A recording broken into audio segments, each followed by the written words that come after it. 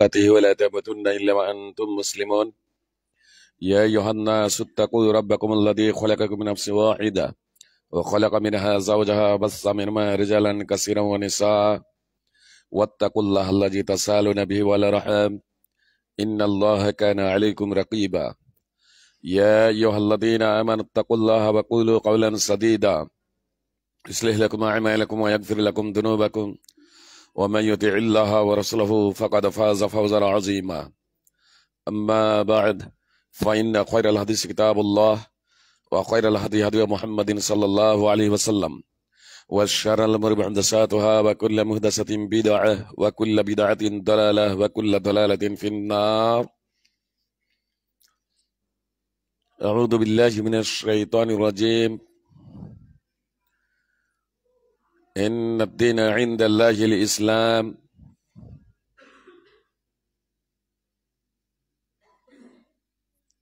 قال النبي صلى الله عليه وسلم والذي نفس محمد بيده لا يسمع بي أحد من هذه الأمة يهودي ولا نصراني ثم يموت ولم يؤمن بالذي أرسلت به إلا كان من أصحاب النار. رواه মুসলিম।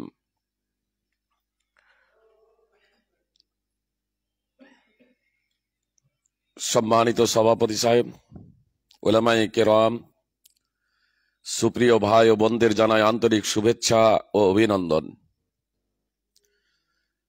আপনাদের সম্মুখে পবিত্র কোরআন থেকে একটি আয়াতের অংশবিশেষ পাঠ করেছি এবং তার সাথে সাথে মুহাম্মদ সাল্লাল্লাহু আলাইহি ইসলামের একটি অমীয় মুখ নিঃসৃত বাণী পরিবেশন করেছি খুতবায়ে মাসনুনার পরে। ইনশাআল্লাহ তা সম্মুখে রেখে কিছু কথা পরিবেশন করব। ওয়ামা তৌফিকি ইল্লা বিল্লাহ।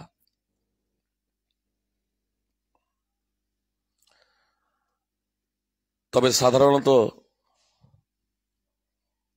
বিভিন্ন জায়গায় বক্তব্য রাখি, বিভিন্ন আলোচক বক্তব্য রাখেন, আপনারা শুনেন।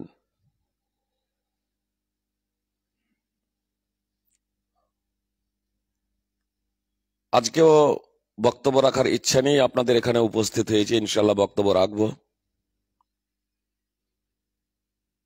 তবে যদি আপনাদের জানা থাকে, জিজ্ঞাসা করার থাকে, কোনো বিষয় সম্পর্কে আপনারা জানতে চান, জানতে ইচ্ছুক, তা আমার মনে হয় বক্তব্যের আগে আপনাদের মনের ইচ্ছা, আপনারা কি জানতে চান, কি বুঝতে চান, কি জন্য ডেকেছেন, এই বিষয়টাই মনে হয় যে আলোচনা হলে আপনাদের মনের খোরাকগুলো আপনারা পেয়ে যাবেন ইনশাআল্লাহ। তার কারণ আমি তো আমার মতো করে আমি বক্তব্য রেখে চলে যাব। এবার যে লক্ষ্য উদ্দেশ্য নিয়ে, যে কারণে আপনারা ডেকেছেন, আজকে অনেক জালসা হচ্ছে, অনেক সেমিনার হচ্ছে, অনেক বক্তব্য হচ্ছে, অনেক অনেক, কখনো মসজিদের পক্ষ থেকে, কখনো মাদ্রাসার মসজিদ কমিটির পক্ষ থেকে মসজিদের উন্নতির জন্য, কখনো মাদ্রাসার উন্নতির জন্য, কখনো গোরস্থানের জন্য, কখনো ঈদগাহের জন্য, কখনো আবার গ্রামবাসীদের পক্ষ থেকে, কখনো যুব কমিটির পক্ষ থেকে, কখনো ক্লাবের পক্ষ থেকে, নানাভাবে নানা পদ্ধতিতে আপনার বক্তব্য, জালসা, সেমিনার, সম্মেলন সবগুলো হচ্ছে। কিন্তু আমাদের সমাজের পরিবর্তন হচ্ছে না কেন? আমরা পরিবর্তন হচ্ছি না কেন? এই বিষয় নিয়ে আমাদের অবশ্যই একান্তভাবে ভাবতে হবে। আমার আলোচ্য বিষয়ের, আমার বক্তব্য রাখার আগে, আমার কিছু আলোচনা করার আগে আপনারা যদি মনে করেন যে আপনারা আপনাদের মনের কথা জিজ্ঞাসা করবেন, সাধারণত সেমিনার, সম্মেলন, জালসা হয়, আমরা বক্তারা আসি আর বক্তব্য রেখে চলে যাই, আপন আপন ভাবে বক্তব্য রেখে চলে যাই। তো আপনারা যদি মনে করেন যে আমরা জানবো, আমরা কিছু শিখবো, তাহলে আপনারা জিজ্ঞেস করতে পারেন। আর আপনারা যদি বলেন যে না ফাইজি সাহেব, আপনিও অন্যান্য যেমন বক্তব্য রেখে যায়, আপনি আপনার বক্তব্য শুরু করে দেন, তাহলে আমি বক্তব্য শুরু করে দেবো। কি বলছেন আপনারা? আপনাদের উপরে নির্ভর করছে যে আমি বক্তব্য রাখবো না আপনারা জিজ্ঞাসা করবেন।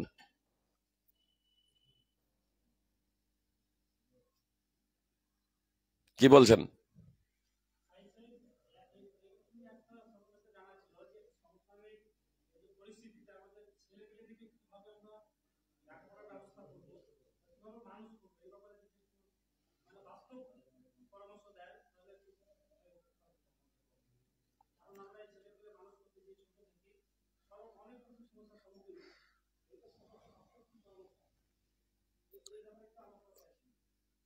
আমি আমি বলতে চাইছিলাম, বাড়িতে কত পরিমাণ সোনা থাকলে মানে জাকাতের আওতায় করবে, এগুলো একটু যদি বলে দেন। একটা একটা প্রশ্ন হবে, একটা একটা।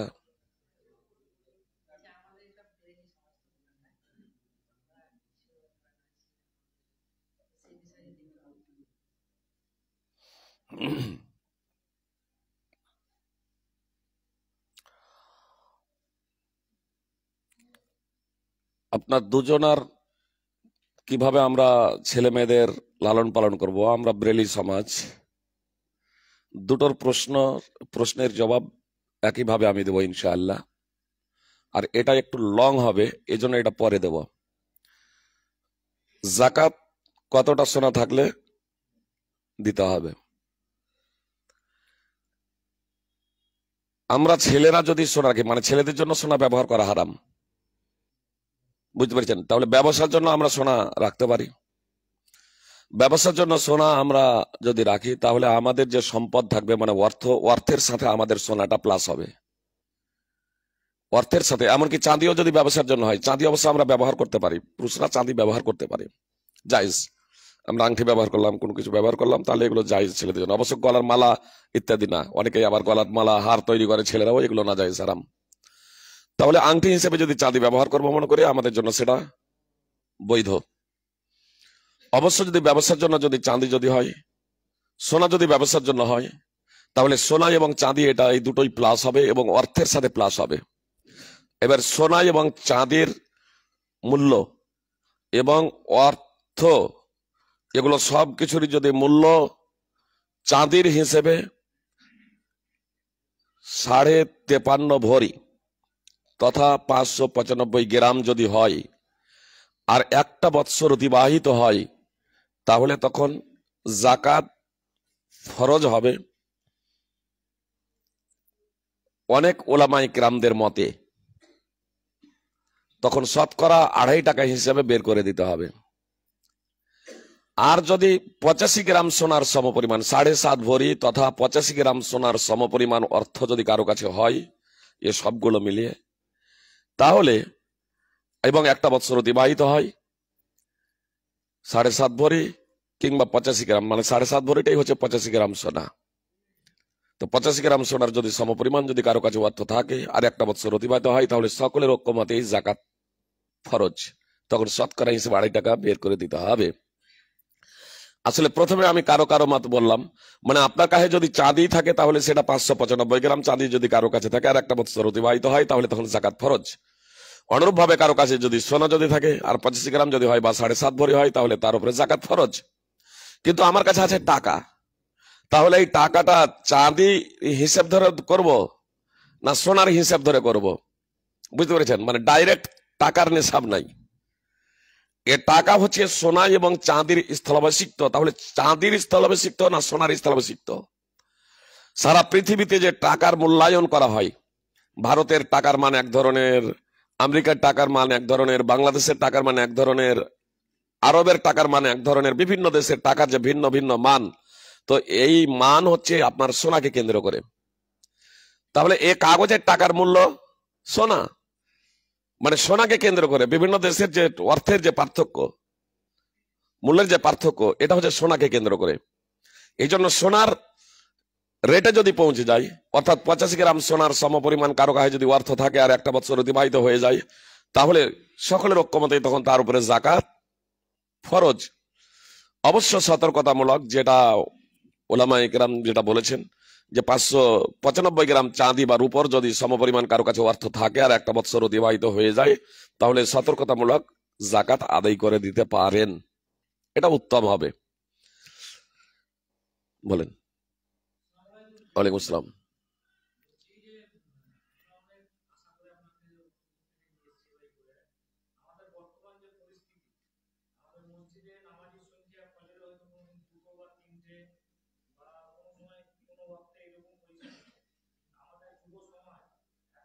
আর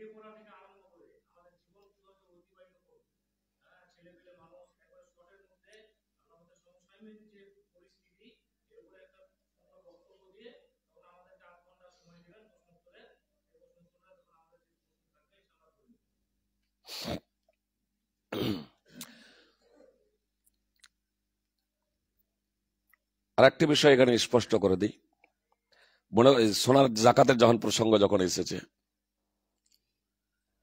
যে আমার মা এবং বোনেদের বাড়িতে অনেক সময় সোনা থাকে। স্ত্রীর সোনা আছে মনে করুন 5 ভরি, মেয়ের সোনা আছে, বৌমার সোনা আছে হয়তো 5 ভরি করে, তাহলে সবগুলো মিলালে জাকাত ফরজ হয়ে যাচ্ছে। কিন্তু এখানে সবগুলো মিলাতে হবে না, তার কারণ স্ত্রীর সোনার মালিক স্ত্রী, মায়ের সোনার মালিক মা, মেয়েদের সোনার মালিক হচ্ছে মেয়েরা, বৌমার সোনার মালিক হচ্ছে বৌমারা। এককভাবে কেউ যতক্ষণ না সোনার মালিক হবে ততক্ষণ পর্যন্ত তার উপরে জাকাত ফরজ হবে না। সোনা এবং চাঁদি উভয় ক্ষেত্রেই নিসাব পরিমাণ তো হবে। এবং যদি ব্যবসার জন্য না হয়, যেমন কয়নার জন্য আমার মা বোনেরা কয়নার জন্য সোনা এবং চাঁদি আছে, তাহলে সেটা অর্থের সাথে প্লাস হবে না, সেটা অর্থের সাথে প্লাস হবে না। আমরা পুরুষদের কাছে বা আমার মা বোনদের কাছে যদি সেটা বিজনেসের জন্য যদি রাখে, যে সেটা বৃদ্ধির জন্য, সম্পদ বৃদ্ধির জন্য, তাহলে কিন্তু তখন সেটা প্লাস হবে অর্থের সাথে। কিন্তু যদি ব্যবহারের জন্য রাখে, ব্যবহারের জন্য সোনাও যদি রাখে, চাঁদিও যদি ব্যবহারের জন্য রাখে, আর নিসাব পরিমাণ যদি হয়ে যায়, চাঁদি 595 গ্রাম, সোনা 85 গ্রাম, তাহলে কিন্তু তারও জাকাত লাগবে।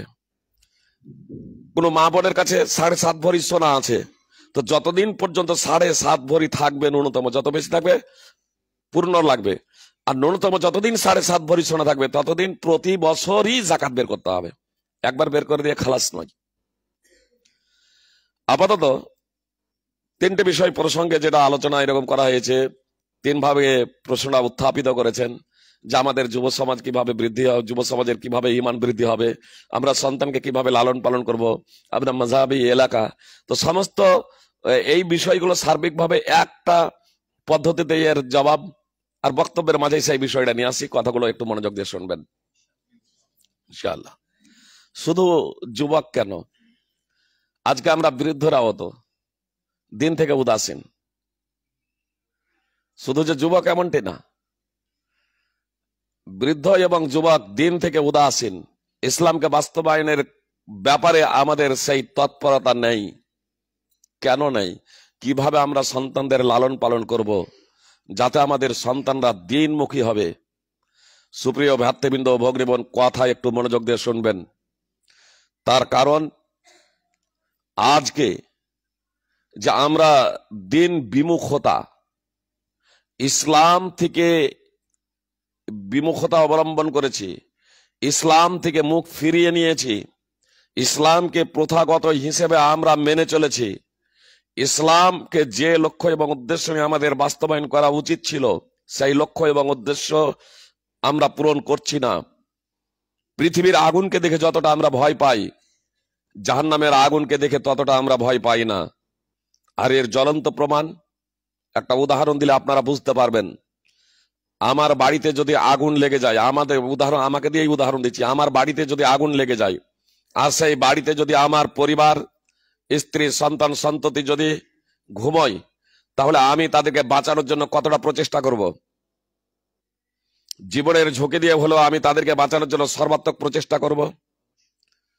এটা শুধু আমি বলে না, আমরা প্রত্যেকেই কিন্তু এটা করব, জীবনের ঝুঁকি দিয়ে। সুপ্রিয় ভ্রাতৃবৃন্দ ও ভগ্নীগণ, কথা মনোযোগ দিয়ে শুনবেন। পৃথিবীর আগুনটা তো ক্ষণস্থায়ী, আর এই পৃথিবীর জীবনটাও ক্ষণস্থায়ী। আমাদের কারো দাদার দাদা, দাদির দাদি, নানার নানা, নানির নানি, পৃথিবীতে আর কেউ বেঁচে নেই। আমরাও একদিন থাকবো না, আমরাও সব চলে যাব। এটাই একেবারে চূড়ান্ত বাস্তব। এই বাস্তবতাকে আমরা কেউ অস্বীকার করতে পারি না। তো দুনিয়ার আগুনে যদি একটু পুড়ে মরে যেত তাহলে সমস্যা কি ছিল? না, আমরা নিজেদের জীবন দিয়ে হলেও আমার সন্তান সন্ততি পরিবারকে বাঁচানোর জন্য আমরা প্রত্যেকেই সর্বাত্মক প্রচেষ্টা করতাম। জাহান্নামের আগুন থেকে বাঁচানোর জন্য। জাহান্নামের আগুন এ দুনিয়ার আগুনের মতো ক্ষণস্থায়ী, যে জাহান্নামের আগুন কি ক্ষণস্থায়ী না স্থায়ী? স্থায়ী। জাহান্নামের আগুন স্থায়ী, যা পরকালের জীবন অনন্ত জীবন। এ চামড়া পুড়ে যাবে, আবার চামড়া পরিবর্তন করে দেওয়া হবে, চামড়া পুড়ে যাবে, আবার চামড়া পরিবর্তন করে দেওয়া হবে, নিত্য নতুন স্বাদ আস্বাদন করার লক্ষ্য এবং উদ্দেশ্যে। আর এই পৃথিবীর আগুনে চামড়া পুড়ে যাবে, তো এখানে তো শেষ। এ জীবনটা ক্ষণস্থায়ী, পৃথিবীর আগুনও ক্ষণস্থায়ী। একটা পর্যায়ে আগুনই নিভে যাবে, একটা পর্যায়ে পৃথিবীর আগুন দ্বারা আর শরীরে এরকম কষ্ট ভোগ করবে না। কিন্তু আখিরাতের আগুন অনন্ত কাল ধরে শাস্তি ভোগ করবে। আমরা কে জানি না বেনামাজি হয়ে মারা গেলে জাহান্নামে যাবে? আমাদেরকে এই মশলাটা কারো অজানা আছে? আমরা পুরুষ এবং মহিলা প্রত্যেক মুসলমান জানি যে বেনামাজি হয়ে কেউ যদি মারা যায় তাহলে তাকে জাহান্নামে যেতে হবে। আল্লাহ পবিত্র কোরআনে বলেছেন, মুহাম্মদ সাল্লাল্লাহু আলাইহি সাল্লাম বলেছেন।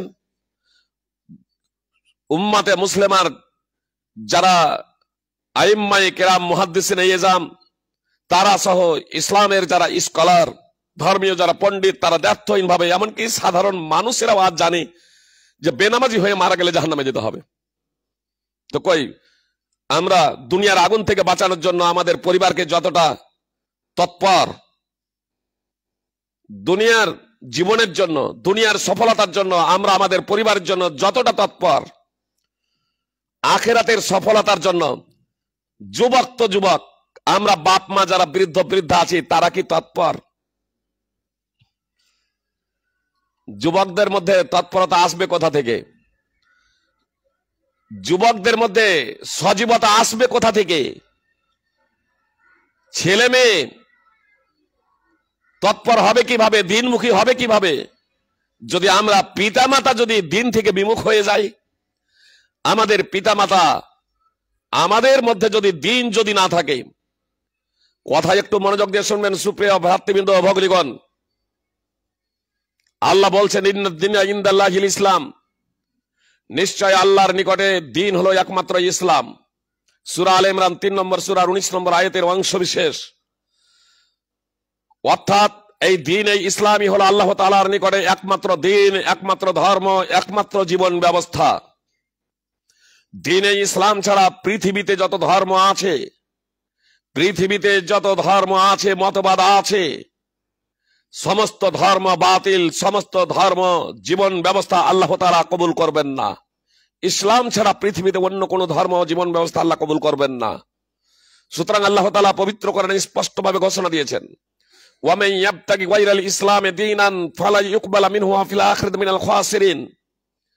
আল্লাহ তাআলা বলেন, যে কেউ ইসলাম ছাড়া অন্য কোন জীবন ব্যবস্থা, অন্য কোন ধর্ম অনুসন্ধান করবে, তা তার নিকট হতে কিঞ্চিত মাত্র গ্রহণ করা হবে না, এবং আখিরাতে সে হবে ক্ষতিগ্রস্তদের অন্তর্ভুক্ত। সূরা আলে ইমরান 3 নম্বর সূরার 85 নম্বর আয়াত। রাসূলুল্লাহ সাল্লাল্লাহু আলাইহি সাল্লাম বলেছেন, ওয়াল্লাযী নাফসু মুহাম্মাদিন বিয়াদিহি, সেই সত্তার কসম যার হাতে মুহাম্মদ সাল্লাল্লাহু আলাইহি সাল্লামের জীবন, লা ইয়াসমাউ বি আহাদুম মিন হাযিহিল উম্মাহ। মুহাম্মদ সাল্লাল্লাহু আলাইহি সাল্লামের যতবার নাম নেব, যে কোনো আলোচকের মুখে শুনবেন, প্রত্যেকবার মনে মনে সাল্লাল্লাহু আলাইহি ওয়াসাল্লাম বলবেন। আমাদের ঠোঁট নাড়তে কত সময়? মুহাদ্দিসিনে কেরাম হাদিসের একটা পৃষ্ঠাতে যদি 10-12 মুহাম্মদ সাল্লাল্লাহু আলাইহি সাল্লামের নাম এসেছে, রাসূলুল্লাহ সাল্লাল্লাহু আলাইহি সাল্লাম, নবিউল্লাহ সাল্লাল্লাহু আলাইহি সাল্লাম, ক্বালান নবী সাল্লাল্লাহু আলাইহি সাল্লাম, ক্বালা রাসূল সাল্লাল্লাহু আলাইহি সাল্লাম লিখেছেন একদম বড় করে। আমরা তো ছোট্ট করে লিখে দিই, দন্তে সবিসাগর।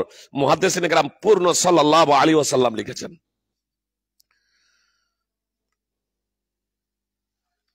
তো মুহাম্মদ সাল্লাল্লাহু আলাইহি সাল্লাম বলছেন, সেই সত্তার কসম যার হাতে মুহাম্মদ সাল্লাল্লাহু আলাইহি সাল্লামের জীবন, লা ইয়াসমাউ বি আহাদুম মিন হাযিহিল উম্মাহ ইয়াহুদিয়্যু ওয়ালা নাসরানি। আমার ব্যাপারে যে কেউ শুনবে, হোক সে ইহুদি অথবা খ্রিস্টান।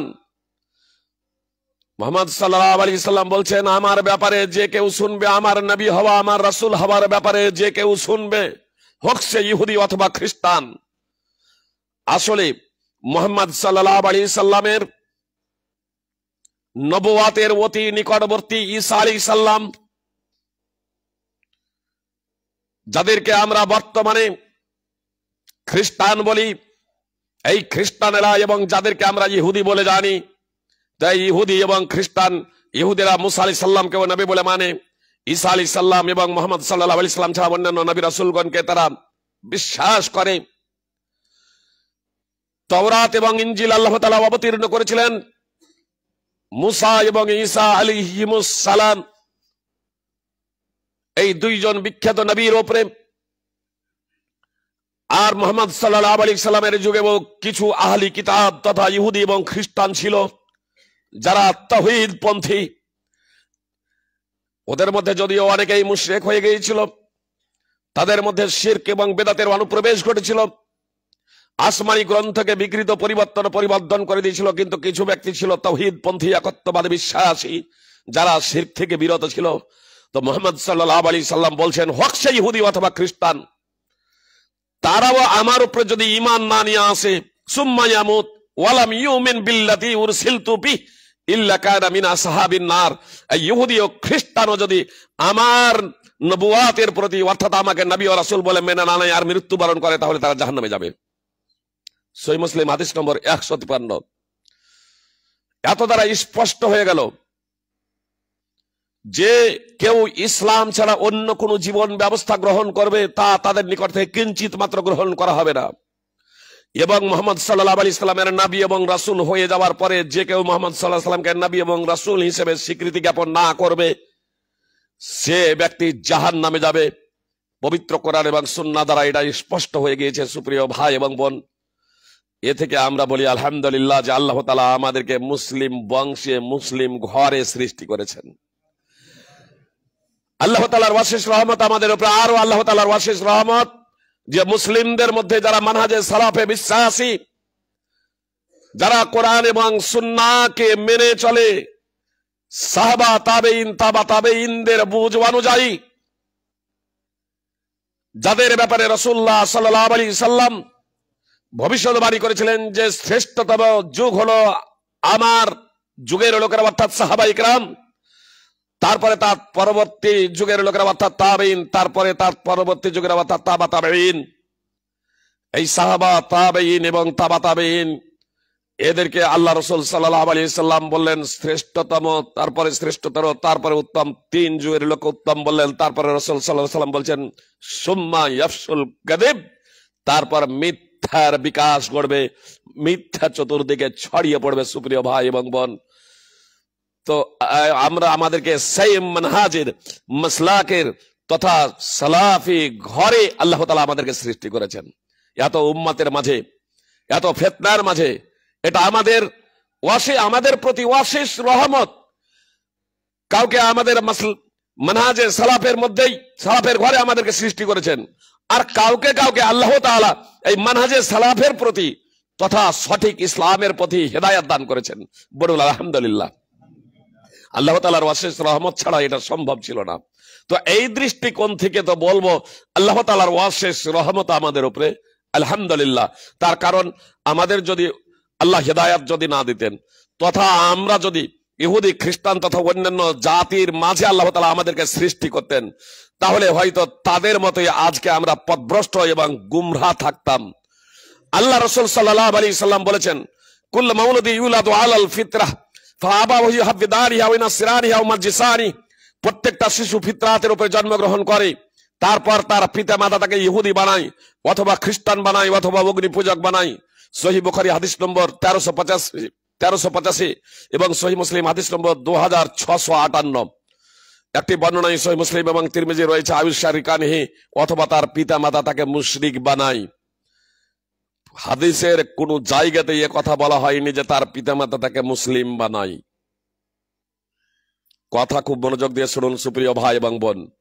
আল্লাহর নবী সাল্লাল্লাহু আলাইহি সাল্লাম বলছেন প্রত্যেকটা শিশু ফিতরাতের উপরে জন্মগ্রহণ করে, তারপর তার পিতামাতা তাকে ইহুদি বানায়, খ্রিস্টান বানায়, অগ্নি পূজক বানায়, মুশরিক বানায়, এক কথায় অমুসলিম বানায়। হাদিসের কোথাও উল্লেখ নেই যে মুসলিম বানায়। কেন? মুসলিম হয়েই তো জন্মগ্রহণ করছে। সুতরাং হাদিসে কুদসি আল্লাহ তাআলা বলেন, ইন্নী খলাকতু ইবাদি হুনাফা কুল্লাহুম ওয়া ইন্নাহুম আতাতুহুমুশ শায়াতিন ফাজতালাতহুম আন দীনিহিম। সহিহ মুসলিম হাদিস নম্বর 2885, 2865। সহিহ মুসলিমের হাদিস নম্বর 2865। আল্লাহ তাআলা বলেন হাদিসে কুদসি যে আমি আমার সকল বান্দাকে আমার একনিষ্ঠ করে, আমার অভিমুখী করে, এক কথায় তাওহীদ মান্যকারী হিসেবে আমি সৃষ্টি করেছি। শয়তানগুলো তাদের কাছে এলো এবং তাদেরকে তাদের ধর্ম থেকে, তাদের দ্বীন থেকে দূরে সরিয়ে দিল, বিচ্যুত করে দিল। এর দ্বারা কি বুঝতে পারলাম? যে প্রত্যেক শিশু ফিতরাতের উপরে হককে গ্রহণ করার যোগ্যতা নিয়ে তাওহীদকে মান্যকারী হিসেবে জন্মগ্রহণ করে। অতঃপর তার পিতামাতা তাকে ইহুদি কিংবা খ্রিস্টান কিংবা অগ্নি পূজক কিংবা মুশরিক, এক কথায় অমুসলিম বানিয়ে দেয়। আর এজন্যই শিশু অবস্থায় যদি মৃত্যুবরণ করে তাহলে শিশুরা জান্নাতে যাবে ইনশাআল্লাহ। সুতরাং সামরা বিন জুনদাব রাদিয়াল্লাহু তাআলা আনহু সূত্রে বিখ্যাত হাদিসটি খুব দীর্ঘায়িত। আপনারা সহিহ বুখারী হাদিস নম্বর 7047, 6 খণ্ডে যে সহিহ বুখারী অনুবাদ আছে বাংলাদেশ থেকে, তাওহীদ পাবলিকেশনস থেকে, তার সাথে এই ক্রমিক নম্বর মিলে যাবে। 7047 নম্বর হাদিস। আর যদি আরবি ক্রমিক নম্বর দেখবো মনে করেন তাহলে দারুস সালাম, রিয়াদ, সৌদি আরব। সামরা বিন জুনদাব রাদিয়াল্লাহু তাআলা আনহু সূত্রে হাদিসটি বর্ণিত আছে। একবারে দীর্ঘায়িত হাদিস। আমি শুধু একটা পয়েন্ট আলোচনা করব, এই আলোচনার সাথে যা সামঞ্জস্যশীল। নবী সাল্লাল্লাহু আলাইহি সাল্লাম দেখলেন একদা এক বৃক্ষের গোড়ায়, বাগিচায় এক বিশাল বৃক্ষ, সেই বৃক্ষের গোড়ায় দেখলেন একজন বৃদ্ধ লোককে এবং তার আশেপাশে অনেকগুলো ছেলে মেয়েকে দেখলেন।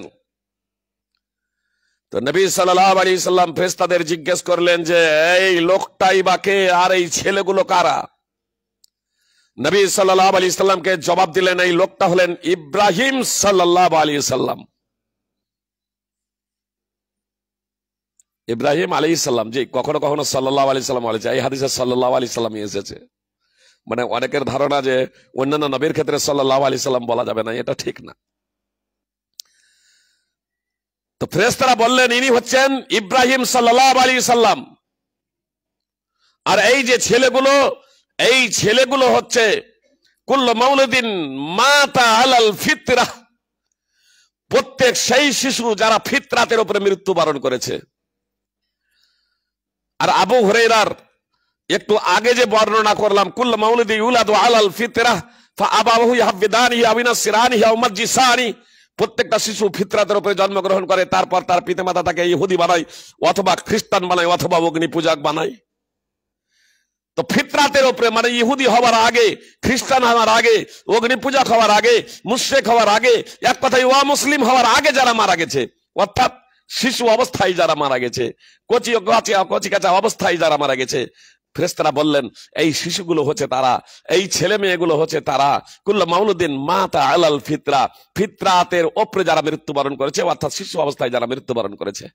নবী সাল্লাল্লাহু আলাইহি সাল্লাম ফেরেশতাদের কাছ থেকে এই ঘটনাবলী শোনার পরে যখন রাসূল সাল্লাল্লাহু আলাইহি সাল্লাম সাহাবীদের সামনে বর্ণনা করছেন এই ঘটনাবলী, তখন সাহাবা ইকরামদের মধ্যে কেউ কেউ প্রশ্ন করে বসলেন, ও আউলাদুল মুশরিকিন, মুশরিকদের ছেলে মেয়েরা, মুশরিকদের ছেলে মেয়েরা কোথায়?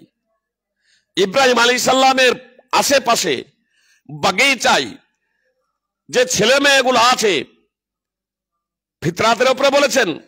তো সাহাবায়ে কেরাম ভেবেছেন হয়তো মুসলমানদের ছেলে মেয়ে, প্রশ্নই করে বসলেন ওয়ালাদুল মুশরিকিন, মুশরিকদের ছেলে মেয়ে তারা। তখন রাসূল সাল্লাল্লাহু আলাইহি সাল্লাম বললেন ওয়ালাদুল মুশরিকিন, মুশরিকদের ছেলে মেয়েরাও, মুশরিকদের ছেলে মেয়েরাও। ইব্রাহিম আলাইহিস সালামের আশেপাশে যারা আছে তারা মুশরিকদের, এক কথায় ওয়া মুসলিমদের ছেলে মেয়েরাও রয়েছে, শিশু অবস্থায় যারা মৃত্যুবরণ করেছে। তাহলে যদি আমরা কচিকাঁচা অবস্থায়, শিশু অবস্থায় যদি মৃত্যুবরণ করতাম তাহলে আমরা জান্নাতে যেতাম। সুপ্রিয় ভাই এবং বোন, এখন আমরা সাবালক সাবালিকা হয়ে গেছি, এখন আমরা বালেক বালেকা হয়ে গেছি। কথা খুব মনোযোগ দিয়ে শুনবেন। আমরা এখন সাবালক সাবালিকা হয়ে গেছি, এখন আমরা বালেক বালেকা হয়ে গেছি। এই সাবালক সাবালিকা বালেক বালেকা হয়ে যাওয়ার পরে আমাদের যদি ইসলাম সম্পর্কে জ্ঞান না থাকে তাহলে আমরা ইমানদার হতে পারবো না, আর ইমানদার থাকতে পারবো না, ইমানদার হতে পারবো না, মুসলিম থাকতে পারবো না, মুসলিম হতে পারবো না। মুসলিম হওয়ার জন্য, মুসলিম থাকার জন্য, কথা খুব মনোযোগ দিয়ে শুনুন, মুসলিম হওয়ার জন্য এবং মুসলিম থাকার জন্য দুটার জন্যই প্রথম শর্ত হলো জ্ঞানার্জন করা। আজকে যে যুবকদের মধ্যে বলছেন যুবকদের মধ্যে তৎপরতা নেই কেন ফজরের নামাজে, আরে আমি তো বললাম আমাদের বৃদ্ধ বৃদ্ধা তাদের মধ্যেই তো সেই তৎপরতা নেই। আর তৎপরতা থাকবে কি করে? আমরা প্রকৃত অর্থে দেখবো তবেই তো। জাহান্নামের আগুনকে যতক্ষণ না ওই তৃতীয় চক্ষু দ্বারা, অন্তর চক্ষু দ্বারা, এই দুই চক্ষু দ্বারা যেমন দুনিয়ার আগুনকে দেখছি, অন্তর চক্ষু দ্বারা যদি ওই জাহান্নামের আগুনকে উপলব্ধি করতে না পারি সুপ্রিয় ভাই এবং বোন, তাহলে আমাদের মধ্যে তৎপরতা আসবে না, আমাদের মধ্যে তৎপরতা আসবে না, আমাদের মধ্যে সেই চেতনা আসবে না যে চেতনার মাধ্যমে, যে তৎপরতার মাধ্যমে সাহাবায়ে কেরাম কাজ করেছিলেন, নবী রাসূলগণ উম্মতকে নিয়ে চিন্তা ভাবনা করেছিলেন সুপ্রিয় ভাই এবং বোন। এর জন্য সর্বপ্রথমত ইমানদার হওয়ার জন্য, ইমানদার থাকার জন্য, মুসলমান হওয়ার জন্য এবং মুসলমান থাকার জন্য জ্ঞানার্জন করা অপরিহার্য কর্তব্য সুপ্রিয় ভাই এবং বোন। কথাটা আজকে খুব মনোযোগ দিয়ে শুনবেন। আপনারা এতটুকু শুনেছেন যে জ্ঞানার্জন করা ফরজ, কিন্তু এই জ্ঞানার্জন করাটা কত বড় অপরিহার্য এখন আমি বলছি। যদি আপনি ইমানদার হতে চান, আপনি যদি মুসলিম যদি থাকতে চান, তাহলে আপনাকে জ্ঞানার্জন করতেই হবে সুপ্রিয় ভাই এবং বোন। আমি আপনাদের সেই বিষয়টি উত্থাপন করছি, কথাটি একটু আপনারা মনোযোগ দিয়ে শুনবেন। 5-6 বছর বয়সে আমাদের ছেলে মেয়েদের আধার কার্ড করা হয়েছে না হয়নি? কি বলছেন? 5-6 বছর বয়সে আমাদের ছেলে মেয়েদের আধার কার্ড করা হয়েছে। জি, জন্মের পরেও হয়ে যাচ্ছে। এই আধার কার্ড গুলো সাবালক সাবালিকা হওয়ার আগে যদি আবার আপডেট না করা হয়, যে আপনি সাবালক সাবালিকা হয়ে গিয়েছেন, 18-19 বছর বয়স হয়ে গেছে, এখন যদি আপনি পাসপোর্ট তৈরি করব মনে করেন ওই শিশুবেলার আধার কার্ড দিয়ে, আপনি যদি মনে করেন ব্যাংকের অ্যাকাউন্ট খুলবেন, সরকারি কোনো কাজে ওই আধার কার্ডটা ব্যবহার করবেন, আপনার ভোটার কার্ড বানানোর জন্য ওই আধার কার্ডটা ব্যবহার করবেন, আপনি আপডেট করেননি, বলেন সেই আধার কার্ড দিয়ে আপনার কোনো সরকারি কাজ করা যাবে? তাহলে আমরা সবাই জানি একবার আধার কার্ড করে নিলে সেই আধার কার্ড আজীবন পর্যন্ত চলতে পারে না। আধার কার্ড আবার আপডেট করতে হবে, তাই না? আধার কার্ড আপডেট করতে হবে। আরে আমরা তো সবাই মুসলিম ছিলাম, সবাই মুসলিম হিসেবে জন্মগ্রহণ করেছিলাম। যখন আমরা সাবালক এবং সাবালিকা হইনি, বালেক বালেগা হয়নি, তখন সবাই মুসলিম ছিলাম। মুসলিম ঘরে আমাদের জন্ম হোক আর অমুসলিম ঘরে জন্ম হোক, এখন যদি আমাদের মুসলিম থাকতে হয় বা মুসলিম হতে হয়, তাহলে আমাদের ওই আধার কার্ড আপডেটের মতো ইসলাম সম্পর্কে জ্ঞানার্জন করে জেনে বুঝে আমাদেরকে কালেমাই শাহাদাত পাঠ করতে হবে। আর আমরা জেনে বুঝে যদি কালেমাই শাহাদাত পাঠ না করি, তাহলে আমরা মুসলমান হতে পারবো না, মুসলমান থাকবো না। আপনি আমরা ইসলাম থেকে বের হয়ে যাব, আপনি ইসলাম থেকে বের হয়ে যাব। এটা আলাদা প্রসঙ্গ যে আজকে যে আমরা সবাই নিজেদেরকে মুসলমান বলছি বা আমরা বলছি মুসলমান, সবাইকে আমরা বলছি মুসলমান। সুপ্রিয় ভাই এবং বোন, কথা খুব মনোযোগ দিয়ে শুনুন। আমিও বলছি মুসলমান, সবাই যে আমাদের এতগুলো মুসলমান আছে, এত পার্সেন্ট মুসলমান আছে, কথা খুব মনোযোগ দিয়ে শুনুন। এর দুটো কারণ। একটা কারণ হচ্ছে যে ইসলাম সম্পর্কে আমরা অবগত নই, ইসলাম সম্পর্কে আমরা অবগত নই। 1 নম্বর, অমুসলিমদের যে ধ্যান ধারণা, অমুসলিমদের যে আকীদা বিশ্বাস, এই আকীদা বিশ্বাস এবং ধ্যান ধারণা মুসলমানদের অন্তরে প্রবেশ করেছে, এদের সমাজে প্রবেশ করেছে। অন্যদের ধ্যান ধারণা এবং আকীদা বিশ্বাসগুলো এরা গ্রহণ করে নিয়েছে। যেমন হিন্দু ঘরে জন্মগ্রহণ, ব্রাহ্মণ ঘরে জন্মগ্রহণ করলে ব্রাহ্মণ, ক্ষত্রিয় ঘরে জন্মগ্রহণ করলে ক্ষত্রিয়, বৈশ্য ঘরে জন্মগ্রহণ করলে বৈশ্য, শূদ্র ঘরে জন্মগ্রহণ করলে শূদ্র। যে অবিদ্যাংশ বিদ্যাংশ ব্রাহ্মণ দৈবতং মহৎ, ব্রাহ্মণ শিক্ষিতই হোক আর অশিক্ষিতই হোক, সে হলো মহান দেবতা, তার কারণ ব্রাহ্মণের ঘরে যে জন্মগ্রহণ করেছে। আর শূদ্র যদি মহাপণ্ডিত হয়, বেদ পাঠ করার তার যোগ্যতা নেই, বেদ পাঠ করা তার অধিকার নেই। সে যদি আদিবাসী হয়, বেদ পাঠ করা তার অধিকার নেই। বেদ পাঠ করার কারণে তাকে সোহসং নামক নরকে যেতে হবে। স্বয়ং মনুসংহিতায় এই কথা তারা লিখে রেখেছেন। ধর্মমাচাষ্টে যশ্চৈবাদসিদ্ধি বৃতং সহসং বৃতং নাম তম সহতে নৈব মজ্জতি। বেদ পাঠ করার কারণে জাহান্নামে যেতে হবে। ইহুদি ঘরে জন্ম নিলে ইহুদি, খ্রিস্টান ঘরে জন্ম নিলে খ্রিস্টান। কোরআন বলছে যাকে আপনারা কেনান হিসেবে জানেন, কোরআন এবং শুনে স্পষ্ট নাম উল্লেখ করেন, হয় আসেনি, মুফাসসিরিন কেরাম উল্লেখ করেছেন, সে কেনান হতে পারে, অন্য কেউ হতে পারে, কিন্তু এটা 100% নিশ্চিত পবিত্র কোরআনের তাৎপর্য দ্বারা যে নূহ আলাইহিস সালামের একটা ছেলে ছিল, নূহ আলাইহিস সালামও তাকে বাঁচাতে পারেননি, সে অবাধ্য হয়েছিল, সে কাফের হয়েছিল এবং সেই অবস্থায় মৃত্যুবরণ করেছিল। তো নবীর ঘরে জন্মগ্রহণ করার পরে কাফির, নবীর ঔরসজাত পুত্র সে কাফির। আর বর্তমানে মুসলমান ঘরে যারা জন্মগ্রহণ করেছে মূর্তি পূজা করার পরেও সে মুসলিম, গায়রুল্লাহর কাছে, আল্লাহ ছাড়া অন্যের কাছে প্রার্থনা করার পরেও সে মুসলিম। আজকে দেখছেন না কালী পূজা, সরস্বতী পূজা, দুর্গা পূজা এগুলোর কাছে মাথা নত করে, আর তারপরে বলে এরা যে এটা হচ্ছে সহানুভূতি, মহানুভবতা, একে অপরের প্রতি শ্রদ্ধা। যে এ আপনি আপনার ধর্মকে বিসর্জন দিয়ে কালেমা শাহাদাত সম্পর্কে এ অজ্ঞ, এ হচ্ছে জাহেল, এ হচ্ছে মূর্খ। সুপ্রিয় ভাই এবং বোন, এজন্য এটা বলে মক্কার মুশরিকরা এই প্রস্তাব নিয়ে এসেছিল। আল্লাহ তাআলা সূরা কাফিরুন অবতীর্ণ করলেন সেই প্রেক্ষাপটে। সূরা কাফিরুন 109 নম্বর সূরা, আপনার তাফসীর সহ অধ্যয়ন করুন সুপ্রিয় ভাই এবং বোন। মুসলমান হতে পারে না। এজন্য আপনাকে অমুসলিমদের যে ধারণা ছিল সেই ধারণা আজকে আমাদের মুসলিমদের মধ্যে প্রবেশ হয়েছে, নম্বর 1। আর নম্বর 2, আমরা মুসলমান বলি সাধারণত সবাইকে, এত পার্সেন্ট মুসলমান কেন জানেন? আসলে মুসলমান ফার্সি শব্দ আর মুসলিম আরবি শব্দ, এটা কোনো নাম না, এটা আসলে গুণবাচক শব্দ, এটা বৈশিষ্ট্যগত নাম, এটা গুণগত নাম। সুপ্রিয় ভাই এবং বোন, হুয়া সাম্মাকুমুল মুসলিমিন, আল্লাহ তাআলা যে তোমাদের নাম রেখেছেন মুসলিম। তো এ যা আমাদের যে নাম রাখে পিতা মাতা, আব্দুল্লাহ, আব্দুর রহমান, জি, আব্দুল মান্নান, আব্দুল হান্নান, আমার আব্দুল মান্নান, আব্দুল রাজ্জাক ইত্যাদি যে নাম যে রাখা হয়, আব্দুল সিত্তির, তো এই সব নাম এ ধরনের নাম না। মুসলিমটা আপনার এটা গুণবাচক নাম। যারা বিশ্ববিধাতার কাছে, আল্লাহ তাআলার কাছে সমর্পণ করেছে তাদেরকে মুসলমান বলে ফার্সিতে, আর আরবিতে তাদেরকে বলে মুসলিম। এবার যার মধ্যে এই গুণটা নেই তাকে কি মুসলিম বলা হবে? কিন্তু ওই অমুসলিমদের যে আকীদা এবং কালচার, তাদের ধ্যান ধারণা, তাদের বিশ্বাস আমাদের মধ্যে প্রবেশ হয়েছে, আর ওই নামকরণের কারণে, আমাদের ইসলাম সম্পর্কে অজ্ঞতার কারণে আমরা এবার সবাইকে মুসলিম বলতে শুরু করেছি। এটাকে ওই নাম ভেবে নিয়েই যে এটা মুসলমান, মুসলিম, আল্লাহ নাম রেখেছে মুসলিম।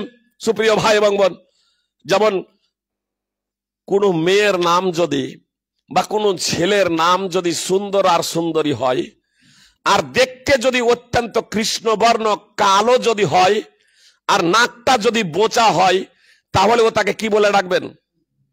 সুন্দর এবং সুন্দরী বলেই ডাকবেন না? মা বাবা নাম রেখেছে সুন্দর এবং সুন্দরী, তো ওর যতই দেখতে কালো কদাকার হোক না কেন, সুন্দর বলেই ডাকতে হবে, সুন্দরী বলেই ডাকতে হবে। সুপ্রিয় ভাই এবং বোন, তো ওটা তো নাম রেখেছে। এই ধরনের কিন্তু মুসলিম নামটা না, এই ধরনের নাম না, মুসলমানটা এই ধরনের নাম না। সুতরাং ইহুদি এবং খ্রিস্টানেরা গর্ববোধ করত যে ইহুদি এবং খ্রিস্টান হওয়া ছাড়া জান্নাতে কেউ যাবে না। কেন এ কথা তারা বলতে জানেন? ইহুদি খ্রিস্টান হওয়া ছাড়া জান্নাতে কেউ যাবে না কেন বলতে জানেন? এই ইহুদি খ্রিস্টানদের পূর্বপুরুষ হচ্ছে বনী ইসরাইল, আর আল্লাহ তাআলা বনী ইসরাইলে প্রচুর নবী রাসূল প্রেরণ করেছিলেন, প্রচুর নবী রাসূল প্রেরণ করেছিলেন। এই কারণে তারা গৌরব করত যে আমরা নবী রাসূলদের বংশধর, জান্নাতে যদি কেউ যেতে চায় তাহলে তাকে ইহুদি এবং খ্রিস্টান হতে হবে। তাদের কথাটা আল্লাহ তাআলা পবিত্র কোরআনে উল্লেখ করেছেন, ওয়া ক্বালু লান ইয়াদখুলাল জান্নাতা ইল্লা মান কানা হুদান আও নাসারা তিলকা আমানিয়ুহুম কুল হাতু বুরহানাকুম ইন কুনতুম সাদিকিন। তারা বলে ইহুদি এবং খ্রিস্টান হওয়া ছাড়া কেউ জান্নাতে যাবে না। আল্লাহ তাআলা বলছেন এটা হচ্ছে তাদের দাবি, এটা হচ্ছে তাদের আশা, এটা হচ্ছে তাদের আকাঙ্ক্ষা, এটা হচ্ছে তাদের কল্পনা মাত্র। মুহাম্মদ সাল্লাল্লাহু আলাইহি সাল্লাম, আপনি তাদেরকে বলে দিন, তোমরা যদি তোমাদের দাবিতে সত্যবাদী হও, তোমরা যে বলছো জান্নাতে যাওয়ার জন্য ইহুদি অথবা খ্রিস্টান হতে হবে, তো তোমরা তার প্রমাণ স্বরূপ দলিল পেশ করো, তোমাদের এই কথার প্রমাণ স্বরূপ দলিল পেশ করো। ইহুদি খ্রিস্টানরা দলিল পেশ করতে ব্যর্থ হয়েছে এখন পর্যন্ত। আল্লাহ তাআলা তাদের দাবিকে খণ্ডন করতে বললেন, বালা কেন নয়, কেন নয়, কেন জান্নাতে যাবে না? জান্নাতে কে যাবে? খুব কথা মনোযোগ দিয়ে শুনুন। আল্লাহ রাসূল সাল্লাল্লাহু, আল্লাহ তাআলা বা মুহাম্মদ সাল্লাল্লাহু আলাইহি সাল্লাম এ কথা কোথাও বলেন নাই যারা মুসলমান ঘরে জন্মগ্রহণ করেছে তাদের আমল, তাদের জীবন যাই হোক না কেন, তারা যে কোনো আমল করুক না কেন, তাদের কর্মজীবন যাই হোক না কেন, তারা জান্নাতে যাবে। কোথাও এ কথা আল্লাহ তাআলা বলেন নাই। বরং আল্লাহ তাআলা কি বললেন ইহুদি এবং খ্রিস্টানদের জবাবে, ইহুদি এবং খ্রিস্টানদের দাবিকে খণ্ডন করতে গিয়ে আল্লাহ তাআলা বললেন, বালা মান আসলামা ওয়াজহাহু লিল্লাহি ওয়া হুয়া মুহসিনুন ফালাহু আজরুহু ইনদা রাব্বি ওয়ালা খাউফুন আলাইহিম ওয়ালা হুম ইয়াহজানুন। আল্লাহ তাআলা দ্ব্যর্থহীনভাবে ঘোষণা দিলেন, বরং জান্নাতে যাবে তারা যারা নিজেদেরকে আত্মসমর্পণ করেছে আল্লাহর জন্য, যারা নিজেদেরকে সঁপে দিয়েছে, যারা নিজেদেরকে উৎসর্গ করেছে, যারা নিজেদের প্রবৃত্তিকে বিসর্জন দিয়েছে আল্লাহর জন্য, নিজের মতামতকে বিসর্জন দিয়েছে আল্লাহর জন্য, সম্পূর্ণরূপে নিজেকে সঁপে দিয়েছে আল্লাহর জন্য এবং সৎ কর্ম করেছে। শুধু মৌখিকভাবে সঁপে দিয়েছে নাই, মৌখিক স্বীকারোক্তি, অন্তরের দ্বারা সত্যায়ন, অঙ্গ প্রত্যঙ্গের দ্বারা বাস্তবায়ন, ওয়াহুয়া মুহসিন, তারা সৎ কর্ম করেছে, নিজেকে সঁপেছে আল্লাহর জন্য, আর সাথে সাথে তারা সৎ কর্ম করেছে। আল্লাহ বলছেন তাহলে তার জন্য রয়েছে প্রতিদান, বিনিময়, সওয়াব, নেকি। তারা ভয়ভীত হবে না, তারা দুঃখিত হবে না। সূরা বাকারা 2 নম্বর সূরার 111 এবং 112 নম্বর আয়াত। এত দ্বারা আমরা কি বুঝতে পারলাম? জান্নাতে যাবে কারা? জান্নাতে যাবে কারা? জান্নাতে নাম রেখেছে কারো? মুসলমান। আমরা মুসলমান ঘরে জন্মেছি, এই কারণে জান্নাতে যাব এমনটি না। সে মুসলমান ঘরে জন্মগ্রহণ করুক আর মুসলমান ঘরে জন্মগ্রহণ করুক, যারা নিজেদেরকে সঁপে দিয়েছে আল্লাহর কাছে, একমাত্র আল্লাহর কাছে সঁপে দিয়েছে এবং সাথে সাথে সৎকর্ম করে, আল্লাহ বলছেন তারা যাবে জান্নাতে। তারা ভয়ভীত হবে না, তারা দুঃখিত হবে না, তাদের প্রতিদান তাদের রবের কাছে, তাদের প্রতিপালকের কাছে রয়েছে। সুপ্রিয় ভাই এবং বোন, এখন আমাদের যদি জান্নাতে যদি যেতে হয়, তাহলে একমাত্র আল্লাহ তাআলার কাছে নিজেদেরকে সঁপে দেওয়া ছাড়া কোনো বিকল্প পথ নেই, কোনো বিকল্প পথ নেই। আমরা মুসলমান ঘরে জন্মগ্রহণ করেছি, মুসলমান দাবি, যদি ইসলাম যদি জানা না থাকে তাহলে আমরা মুসলিম থাকতে পারবো না। আসুন এই বিষয়টাকে আর একটু ভালোভাবে বোঝার প্রচেষ্টা করি। সুপ্রিয় ভাই এবং বোন, নামাজ কবুল হবার জন্য আমি যে একটা করে উদাহরণ দিচ্ছি আপনাদের বোঝার সুবিধার্থে। নামাজ কবুল হবার জন্য ওযু শর্ত না শর্ত নয়? আমরা নামাজ পড়তে শুরু করলাম, ওযু না করেই নামাজ হবে তো? তাহলে 60-70 বছর ধরেও যদি নামাজ পড়ে যায় বিনা ওযুতে, তাহলে একটাও নামাজ কবুল হবে না, তাই না? বরং দিনকে নিয়ে খেল তামাশা হবে, এটা দিনকে নিয়ে হাসি ঠাট্টা বিদ্রুপ হবে। যেখানে ওযু ছাড়া নামাজ কবুল হবে না, এটা জানার পরেও আমরা ওযু করি না, তাহলে দিনকে নিয়ে তো হাসি ঠাট্টাই হবে। সুপ্রিয় ভাই এবং বোন, খেল তামাশা হবে, নামাজ কবুল হবে না। তাহলে এটা আমরা বুঝি যে নামাজ কবুল হওয়ার জন্য, নামাজ শুদ্ধ হওয়ার জন্য ওযু শর্ত। ওযু বিনষ্ট হয় না? হয় না? ওযু বিনষ্ট হয়ে যাওয়ার কারণ আছে। আল্লাহু আকবার বলে নামাজে দাঁড় হয়েছি, আর বাতকর্ম হয়ে গেল, ওযু নষ্ট হয়ে গেল। এবার যদি নামাজ চালিয়ে যায় ওযু না করে, তাহলে নামাজ হবে তো? নামাজ হবে না। তাহলে এই মশলাটা আমাদের জানা আছে। মুসলিম হলাম, কালেমায়ে শাহাদাত পড়লাম, আশহাদু আল্লা ইলাহা ইল্লাল্লাহ ওয়া আশহাদু আন্না মুহাম্মাদান আবদুহু ওয়া রাসূলুহু। আমল কবুল হওয়ার জন্য নামাজ, রোজা, হজ, যাকাত, যত ভালো কাজ আছে সমস্ত কাজের বিনিময় প্রতিদান পাওয়ার জন্য 1 নম্বর শর্ত হলো ঈমান। কোন ব্যক্তির যদি ঈমান যদি না থাকে, তাহলে কোন ইবাদত আল্লাহ তাআলা তার কবুল করবেন না। ভালো কাজ পৃথিবীতে যত করবে তার বিনিময়ে আল্লাহ তাআলা পার্থিব জগতেই দিয়ে দেবেন, আখিরাতে তার জন্য কোনো নেকি অবশিষ্ট থাকবে না, তার কোনো প্রতিদান আখিরাতে সে পাবে না। আর ইমানদার যদি হয়, ঈমান যদি থাকে, তাহলে আখিরাতেও পাবে, পৃথিবীতেও পাবে। সহিহ মুসলিম হাদিস নম্বর 2808।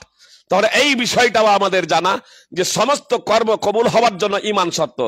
নামাজ যতই মুহাম্মদ সাল্লাল্লাহু আলাইহি সাল্লামের পদ্ধতিতে আদায় করি, যদি ঈমান না থাকে তাহলে সেই নামাজের কোনো মূল্য নেই। রোজা যতই বিশুদ্ধ অন্তঃকরণে আদায় করি, যদি আমার ঈমান না থাকে তাহলে সেই রোজার কোনো মূল্য নেই। হজ যতই মুহাম্মদ সাল্লাল্লাহু আলাইহি সাল্লামের পদ্ধতিতে আদায় করি, যদি ঈমান না থাকে তাহলে হজ আদায় করার কোনো মূল্য নেই। তাহলে এই বিষয়টাও আমরা খুব ভালোভাবে বুঝি। ওযু নষ্ট হয়ে যাওয়ার যেমন কতগুলো কারণ আছে এটা আমরা জানি, ঈমান এবং ইসলাম বিনষ্ট হয়ে যাওয়ার কতগুলো কারণ আছে আমাদের জানা আছে? তো সবারই জানা নাই, কিন্তু কত কারণ আছে সবগুলো জানার দরকার নাই। ঈমান এবং ইসলাম নষ্ট হয়ে যাবে এই বিষয়টা আপনাদের জানা আছে না নাই? কি কি এতটুকু হয়তো জানেন না। ঈমান এবং ইসলাম বিনষ্ট হয়ে যায় এই ধরনের বড় বড় 10টি বিষয় রয়েছে সুপ্রিয় ভাই এবং বোন। ব্যাখ্যা বিশ্লেষণ পুরো দেওয়া আমার সম্ভব নয় এখন। আমি শুধু আপনাদের একটা বিষয় নিয়ে আলোকপাত করব, একটু আমার আলোচনার সাথে সামঞ্জস্যতা রেখে, আর সেটাও আবার 10ম নম্বর। একদিই করে যে বর্ণনা করেছেন উলামায়ে কেরাম, কোরআন এবং হাদিসের যারা মহাপণ্ডিত, এই প্রসঙ্গে আপনারা কিতাবুত তাওহীদ আপনারা বই উঠিয়ে দেখবেন, বা ঈমান বিনষ্টকারী হিসেবে বই এখন মার্কেটে বের হয়ে গেছে। কিতাবুত তাওহীদ বিখ্যাত বই, মুহাম্মদ বিন আব্দুল ওয়াহাব রাহিমাহুল্লাহ, সালেহ বিন ফাউজান হাফিজাহুল্লাহর বিখ্যাত বই রয়েছে কিতাবুত তাওহীদ, বাংলাতেও হয়ে গেছে। আপনার মোবাইল, অ্যান্ড্রয়েড মোবাইলে অ্যাপসেও আপনারা পেয়ে যাবেন সেই বই। আপনার গ্রন্থ সময় গিয়ে ক্লিক করলে আকীদা আসবে, আর সেই জায়গাতে আপনারা পেয়ে যাবেন সুপ্রিয় ভাই এবং বোন। আপনারা ডাইরেক্ট, আমি মনে করি প্রত্যেক বাড়িতে একখানা করে কিতাবুত তাওহীদ বই থাকে একান্ত কর্তব্য। আমি শুধু এখান থেকে একটা পয়েন্ট আপনাদের উল্লেখ করব, যে কারণে ঈমান ইসলাম নষ্ট হয়ে যায়। ঈমান এবং ইসলাম নষ্ট হয়ে যাবে, কথা মনোযোগ দিয়ে শুনুন। 10ম নম্বর বিষয় হলো আল ইরাদ আন দীনিল্লাহ। আল ইরাদ আন দীনিল্লাহ, আল্লাহর দিন থেকে বিমুখ হওয়া, আল্লাহর দিন থেকে মুখ ফিরিয়ে নেওয়া। এর তাৎপর্য হলো আল ইরাদ আনিল ওয়াসুলিস সালাসা, ইসলামের 3টি মৌল বিষয় সম্পর্কে জ্ঞানার্জন না করা। ইসলামের 3টি মৌল বিষয় সম্পর্কে জ্ঞানার্জন না করা, ইসলামের 3টি মৌল বিষয় সম্পর্কে জেনে তা স্বীকৃতি প্রদান না করা, ইসলামের 3টি বিষয় সম্পর্কে জেনে সেটাকে মেনে না নেওয়া, এইটা হচ্ছে ঈমান এবং ইসলাম বিধ্বংসী বিষয় সুপ্রিয় ভাই এবং বোন। নম্বর 1, মারিফাতুর রব, আল্লাহ তাআলার পরিচয়। আল্লাহ তাআলা কে, তার গুণাবলী কি, তার বৈশিষ্ট্য কি, এ প্রসঙ্গে আল্লাহ তাআলা কে সে সম্পর্কে জানা। সুপ্রিয় ভাই এবং বোন, আপনারা তো মোবাইল অনেক দেখেন, ফেসবুকে, ইউটিউবে আপনারা অনেক সময় দেখে থাকেন যে কোনো ফ্যাক্টরিতে কাজ করতে গিয়ে কর্মচারী বসকে কিংবা মালিককে তার মতোই একজন কর্মচারী ভেবে উত্তপ্ত বাক্য বিনিময় হয়ে যাচ্ছে। পরবর্তীতে যখন জানতে পারছে যে ইনি হচ্ছেন বস বা ইনি হচ্ছেন মালিক, তখন তার কাছে কিভাবে সারেন্ডার হচ্ছে, এটা দেখেছেন তো? যে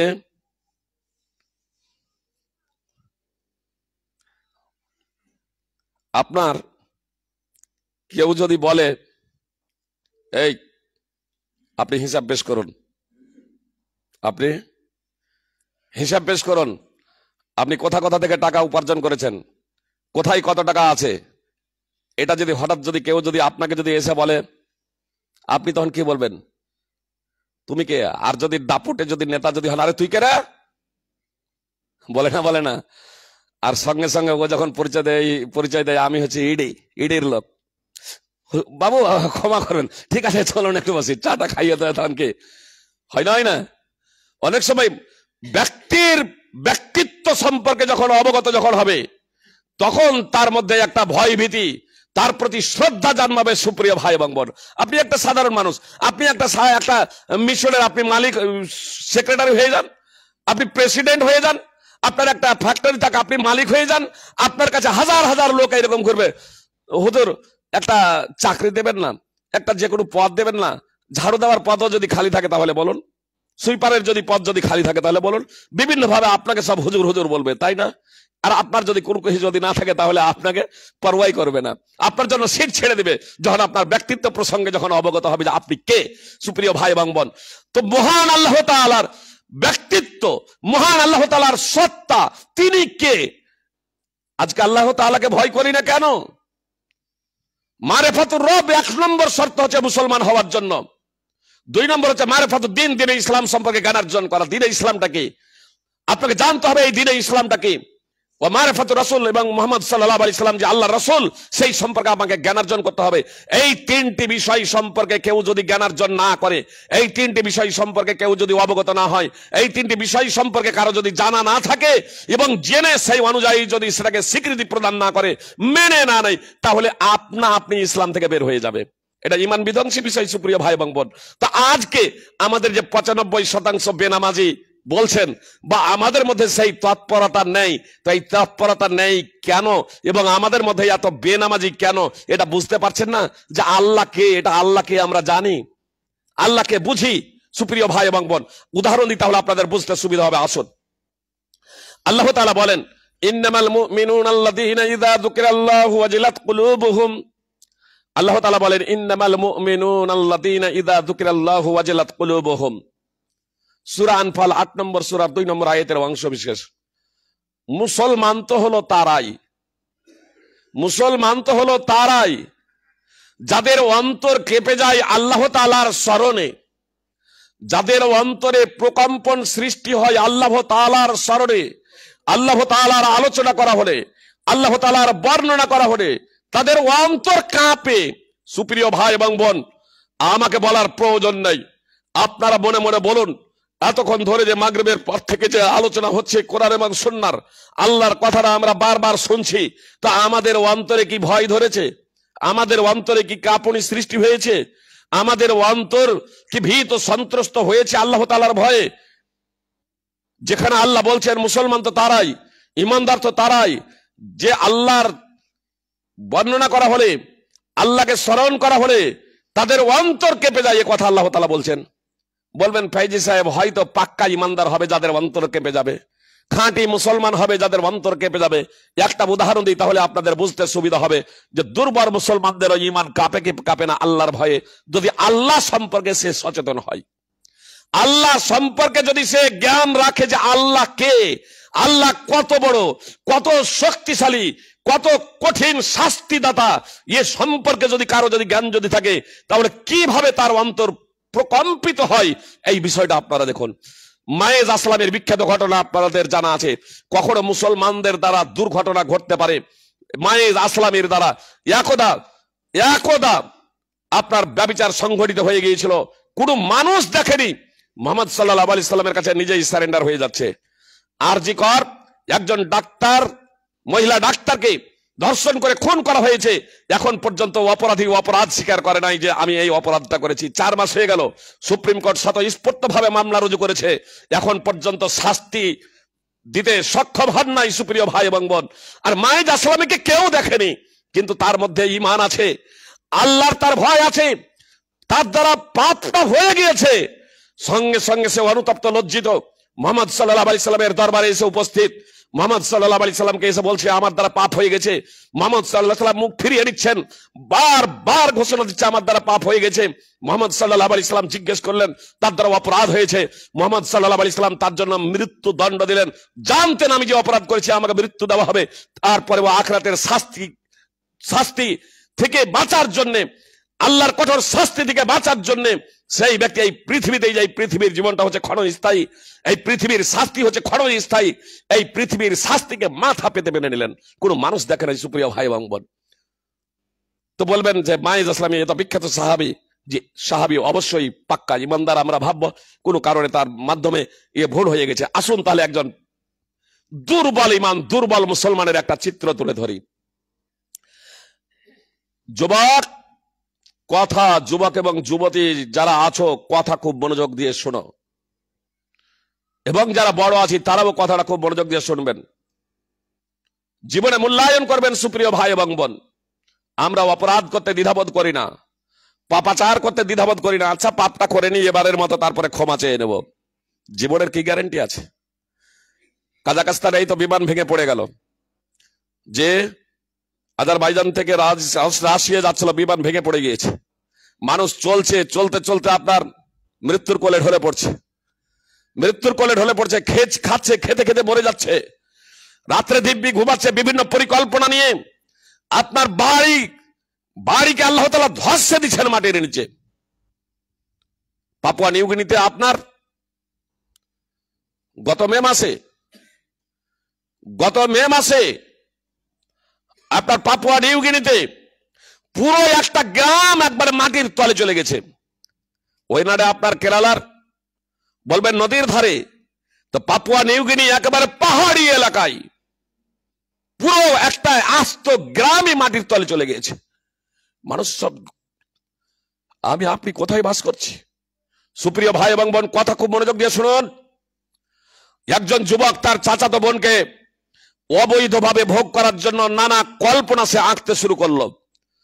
আপন চাচাতো বোনের রূপ লাবণ্যে সে মুগ্ধ, যে কোনো মূল্যেই হোক তাকে পেতে চাই।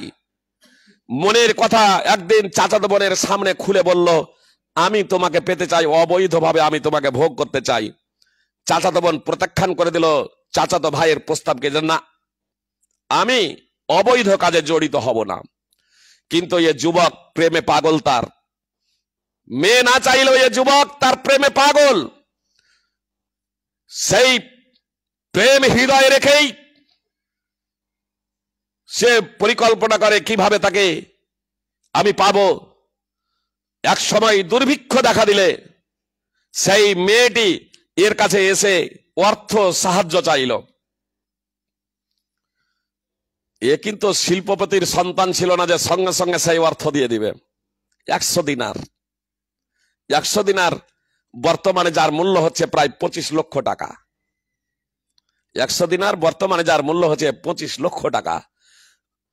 সে যুবক বলল, আমি দিব এই শর্তে যে তোমাকে আমি এই দিনার দিব, তবে তোমার দেহটা আমাকে দান করতে হবে, আমি তোমাকে ভোগ করব। দুর্ভিক্ষের কবলে পড়ে মেয়েটা রাজি হয়ে গেল। আরে খুব কষ্ট করে একটা বর্ণনায় আছে সহিহ বুখারীর 120 দিনার অর্থাৎ 30 লক্ষ টাকা সেই চাচাতো বোনের কাছে নিয়ে গিয়ে উপস্থিত, এই তোমার টাকা, তুমি নাও, এবার তোমার মাঝে আর আমার মাঝে কোনো আর থাকবে না, আমার এবং তোমার মাঝে কোনো পর্দা থাকবে না, এবার আমার পালা তোমাকে ভোগ করার। সেই যুবতীর সাথে নির্জনে পৌঁছে গিয়েছে, সুপ্রিয় ভাই এবং বোন, নির্জনে পৌঁছে গিয়েছে।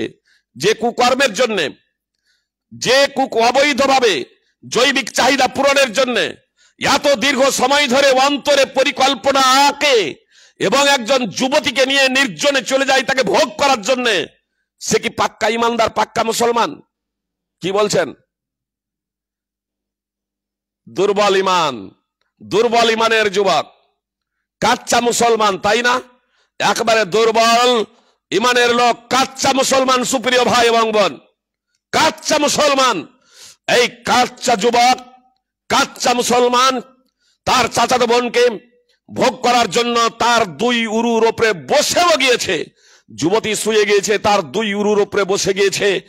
আর সেই মুহূর্তে যুবতীর মুখ দিয়ে উচ্চারিত হচ্ছে, ইত্তাকিল্লাহ, তুমি আল্লাহকে ভয় করো। সঙ্গে সঙ্গে সেই যুবক ফাকুনতু ওয়া তারাকতুহা, একটা বর্ণনা ফাকুনতু, এক বর্ণনায় আছে ওয়া তারাকতুল মিয়াতা দিনার, সেই যুবক বলছে আমি তৎক্ষণাৎ দাঁড়িয়ে গেলাম। আমি আর জৈবিক চাহিদা পূর্ণ না করে, আমি তাকে ব্যবহার না করে, আমি তাকে ভোগ না করে, আমি সঙ্গে সঙ্গে দাঁড়িয়ে গেলাম এবং তাকে যে অর্থ দিয়েছিলাম, স্বর্ণ মুদ্রা দিয়েছিলাম, সেগুলো ছেড়ে দিলাম। কতটা দিয়েছিলেন? 100 দিনার। একটি বর্ণনা যে 120 দিনার অর্থাৎ প্রায় 30 লক্ষ টাকা, ভারতীয় টাকার প্রায় 30 লক্ষ টাকা। এই 30 লক্ষ টাকাও ছেড়ে দিল। এই নয় যে ঠিক আছে এখনকার মতো একবার ভোগ করে নি, এতদিন থেকে পরিকল্পনা করেছি আর এত মোটা অঙ্কের টাকা দিয়েছি, এইটা আবার জৈবিক চাহিদা পূর্ণ করে নি, তারপরে তওবা করে নেব না। ইমানদারের অন্তর কেঁপে যাবে আল্লাহর ভয়ে। ইত্তাকিল্লাহ যখন বলেছে আল্লাহকে ভয় করো, সঙ্গে সঙ্গে সেই যুবক জৈবিক চাহিদা পূর্ণ না করে আপনার তার উরু থেকে নেমে যাচ্ছে, মনের প্রবৃত্তির অনুসরণ না করে আল্লাহ তাআলার ভয়ে প্রবৃত্তিকে বিসর্জন দিচ্ছে এবং আল্লাহ তাআলার ভয়ে সে নেমে যাচ্ছে। এবং যে সম্পদ দিয়েছিল, স্বর্ণ মুদ্রা দিয়েছিল, সেই স্বর্ণ মুদ্রাও আর তার চাচাতো বোনের কাছে ফেরত চাইল না, ছেড়ে দিল। সে আল্লাহ তাআলার সন্তুষ্টির জন্য, আল্লাহ তাআলার ভয়ে। সহিহ বুখারী হাদিস নম্বর 2215, 2272, 3465 এবং সহিহ মুসলিম হাদিস নম্বর 2743। তাহলে কাচ্চা ইমানদারের কানেও যখন আল্লাহকে ভয় করো এই কথাটা প্রতিধ্বনি হয় সুপ্রিয় ভাই এবং বোন, তারও অন্তর কেঁপে যায়, পাপাচার ছেড়ে দেয়, পাপাচার ছেড়ে দেয়। আমার আপনার অন্তরে ঈমান আছে? মুয়াজ্জিন যেখানে দৈনিক 5 ওয়াক্তের আযান দেয়, বলে আল্লাহু আকবার, আল্লাহু আকবার, মুয়াজ্জিন ডাক দিচ্ছে হাইয়া আলাস সালাহ, হাইয়া আলাল ফালাহ, এসো হাইয়া আলাস সালাহ, হাইয়া আলাল ফালাহ, এসো নামাজের দিকে, এসো সফলতার দিকে। কই বিড়িখোর তো বিড়ি পান করেই যাচ্ছে, জর্দাখোর জর্দা সেবন করেই যাচ্ছে, নেশাখোর নেশা সেবন করেই যাচ্ছে, পাপাচারী পাপ করেই যাচ্ছে, উদাসীনতা প্রদর্শনকারী উদাসীনতা প্রদর্শন করেই যাচ্ছে। ঈমান আছে তো সুপ্রিয় ভাই এবং বোন? কাচ্চা ঈমানদারের অন্তর প্রকম্পিত হয়ে যায় আল্লাহর কথা শুনে, আমার আপনার ঈমান প্রকম্পিত হয় না কেন? আলাম ইয়ানি লিল্লাযীনা আমানু আন তাখশা কুলুবুহুম লিযিকরিল্লাহ ওয়া মা নাযালা মিনাল হক। সূরা হাদীদ 57 নম্বর সূরার 16 নম্বর আয়াতের অংশ বিশেষ। এই আয়াত যখন ফুজাইল বিন ইয়াজ এর কানে, জি ফুজাইল বিন ইয়াজ এর কানে যখন পৌঁছাচ্ছে, তখন এই ফুজাইল বিন ইয়াজ সে পাপাচার ছেড়ে দিচ্ছে। সে একজন বিখ্যাত ডাকাত ছিল, সে একজন বিখ্যাত ডাকাত, এবং একজন মহিলার সাথে সে ওয়াদা করেছিল, একজন মহিলার সাথে সে অঙ্গীকার করেছিল, একজন মহিলা অঙ্গীকার করেছিল তার সাথে জৈবিক চাহিদা অবৈধভাবে পূর্ণ করার জন্য। সেই কথা অনুযায়ী যখন রাত্রে সেই মহিলার কাছে যাচ্ছে আপনার প্রাচীর টপকে ছাদ দিয়ে, আর সেই মুহূর্তে কারো কোরআনের আয়াত তেলাওয়াতের আওয়াজ তার কানে এসে পৌঁছাচ্ছে। ছিল আরাবিয়ান কোরআনের আয়াত যখন তার কানে এসে পৌঁছেছে, আলাম ইয়ানি লিল্লাযীনা আমানু আন তাখশা কুলুবুহুম লিযিকরিল্লাহি ওয়া মা নাযালা মিনাল হক।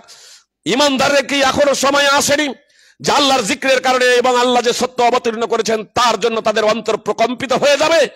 এ কথা যেমনই কানে এসে পৌঁছেছে, সঙ্গে সঙ্গে সেই যুবক আপনার ছাদ থেকে নেমে গিয়েছে।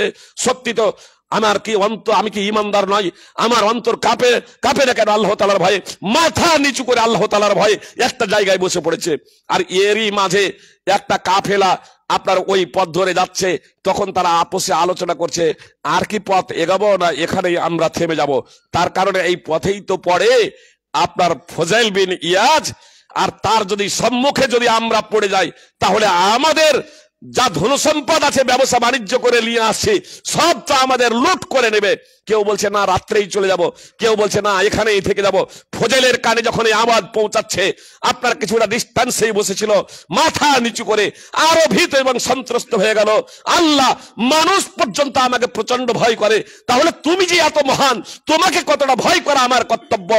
জীবনের মতো পাপাচার ছেড়ে দিচ্ছে সুপ্রিয় ভাই এবং বোন। আল্লাহ তাআলার বাণী শুনে আসলে আপনি আল্লাহ তাআলাকে জানবো, তবেই তো আল্লাহ তাআলাকে, আল্লাহ তাআলার যদি পরিচয় না জানি, আল্লাহ তাআলার যদি গুণাবলী সম্পর্কে অবগত না হয়, সুপ্রিয় ভাই এবং বোন, এই বক্তব্যের মাঝে পুরো পরিচয় তুলে ধরা সম্ভব নয়।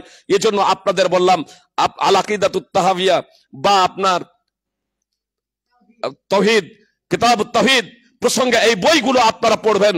আর আয়াতুল কুরসি এবং সূরা ইখলাস তাফসীর সহ অধ্যয়ন করবেন। সূরা হাদীদ এর প্রথম আয়াত তাফসীর সহ অধ্যয়ন করবেন, তাহলে ইনশাআল্লাহ কিছুটা হলেও আল্লাহ তাআলার পরিচয় সম্পর্কে অবগত হবেন।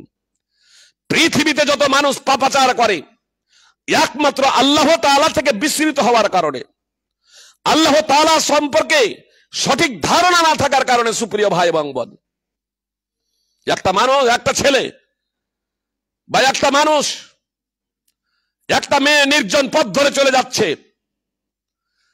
একটা মেয়ে নির্জন পথ ধরে চলে যাচ্ছে, সেই মেয়েটাকে বাঁচাতে পারে কে? একমাত্র আল্লাহ তাআলার ভয়। আপনার সোনা 10 ভরি সোনা নিয়ে আছে গলায়, অত্যন্ত রূপসী, সেই মেয়েটাকে ভোগ করার জন্য সার্বিক মনে কামনা বাসনা জাগতে পারে। জি, কামনা বাসনা জাগতে পারে। আজ আমার ভারতবর্ষের মাটিতে এত আন্দোলন হওয়া সত্ত্বেও নারী নিরাপত্তা নেই কেন? মুহাম্মদ সাল্লাল্লাহু আলাইহি সাল্লাম কোন ফুঁকে দিয়েছিলেন আরবের মাটিতে?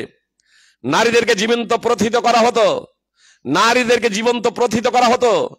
কোন ফুঁকেছিলেন মুহাম্মদ সাল্লাল্লাহু আলাইহি সাল্লাম, যে সেই ফুঁকের কারণে কোন ঈমান দিয়েছিলেন, কোন ইসলাম দিয়েছিলেন সুপ্রিয় ভাই এবং বোন, যার কারণে আরবের মাটিতে আজকেও তার কিছুটা স্ফুলিঙ্গ রয়েছে। নারীরা কখনো রাজকুমারী হিসেবে, নারীরা কখনো স্ত্রী হিসেবে রানী, মেয়ে হিসেবে রাজকুমারী, আর মাতা হিসেবে রানী, রাজমাতা। সুপ্রিয় ভাই এবং বোন, মেয়েরা মর্যাদা পেয়েছে। আর আজকেও যদি সেই স্ফুলিঙ্গ যদি দেখবো, যদি মনে করেন আপনার মক্কা এবং মদিনায়, মক্কা এবং মদিনায় প্রতিদিন 10 লাখেরও বেশি মানুষ মসজিদে নববী এবং মসজিদে হারামে নামাজ পড়ে। পুরুষ এবং মহিলা, কেউ যদি 50 মিটার দূর থেকে যাতায়াত করে, তো কেউ আপনার 1/2 কিলোমিটার 2 কিলোমিটার দূর থেকেও আপনার যাতায়াত করে। দিনে রাতে 24 ঘন্টায় আপনার মসজিদে হারামে যাতায়াত করে। সুপ্রিয় ভাই এবং বোন, কই এখন পর্যন্ত তো কোনো মহিলাকে ধর্ষণ করা হয় নাই, কোনো মহিলাকে এখন পর্যন্ত সেখানে খুন করা হয় নাই। আপনার 20 লক্ষ যুবক এবং যুবতী, মহিলা এবং পুরুষ, ছেলে এবং মেয়ে, পুরুষ এবং মহিলা প্রায় 20 লক্ষ মুজদালিফার মাঠে। আপনার ইংরেজি বাংলা তারিখ দিয়ে আগে থেকে বলা সম্ভব নয়। তাহলে আপনাদের বলি, সৌদি আরবে যেদিন কুরবানির ঈদ, সেই কুরবানির ঈদের আগের রাত্রে মুজদালিফার মাঠে প্রায় 20 লক্ষ পুরুষ এবং মহিলা, যুবক এবং যুবতী, ছেলে এবং মেয়ে, বৃদ্ধ এবং বৃদ্ধা, খোলা আকাশের নিচে একই ছাদের তলায়, মানে আকাশটাই হলো ছাদ, আকাশটাই হলো ছাদ, সেখানে কোনো বিল্ডিং নেই। আপনার এই খোলা আকাশের নিচে, খোলা আকাশের নিচে আপনার একই মাঠে পুরুষ এবং মহিলা রাত্রি যাপন করে, নিদ্রা যায়। এখন পর্যন্ত একটাও দুর্ঘটনা ঘটে নাই, নারীদের ধর্ষণ করা হয় নাই, বলাৎকার করা হয় নাই, খুন করা হয় নাই। আপনার খুন তো দূরের কথা, ধর্ষণ তো দূরের কথা, আপনার কটূক্তি পর্যন্ত করা হয় না।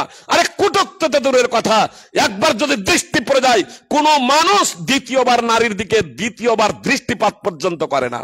সব কি সেই জায়গাতে আনোয়ার ফাইজির মতো, আপনাদের ইমামের মতো, আপনারা যারা মুরব্বী আছেন তাদের মতো সব ওখানে উমরার, ওখানে হজ করতে যায়? জি না, পৃথিবীর বিভিন্ন প্রান্ত থেকে অভিনেতা, অভিনেত্রী, বক্সার, জি টিকটকার, বিভিন্ন মানসিকতার লোক, সারা পৃথিবীর মুসলমান কালেমাই শাহাদাত পড়েছে, ও মুসলমান ছিল কালেমাই শাহাদাত পড়েছে, হজ করতে গিয়েছে। সুন্দরী থেকে সুন্দরীতম রমণা সেখানে, রমণী সেখানে রয়েছে, বিভিন্ন ক্যাটাগরির সেখানে মানুষ রয়েছে। অথচ কোন নারীর দিকে আপনার চোখ তুলে পর্যন্ত দেখে না। কেন? একটু আমরা কি ভেবেছি? একটু কি এই বিষয়টাকে নিয়ে আমরা মূল্যায়ন করেছি? দুটো বিষয় কাজ করেন।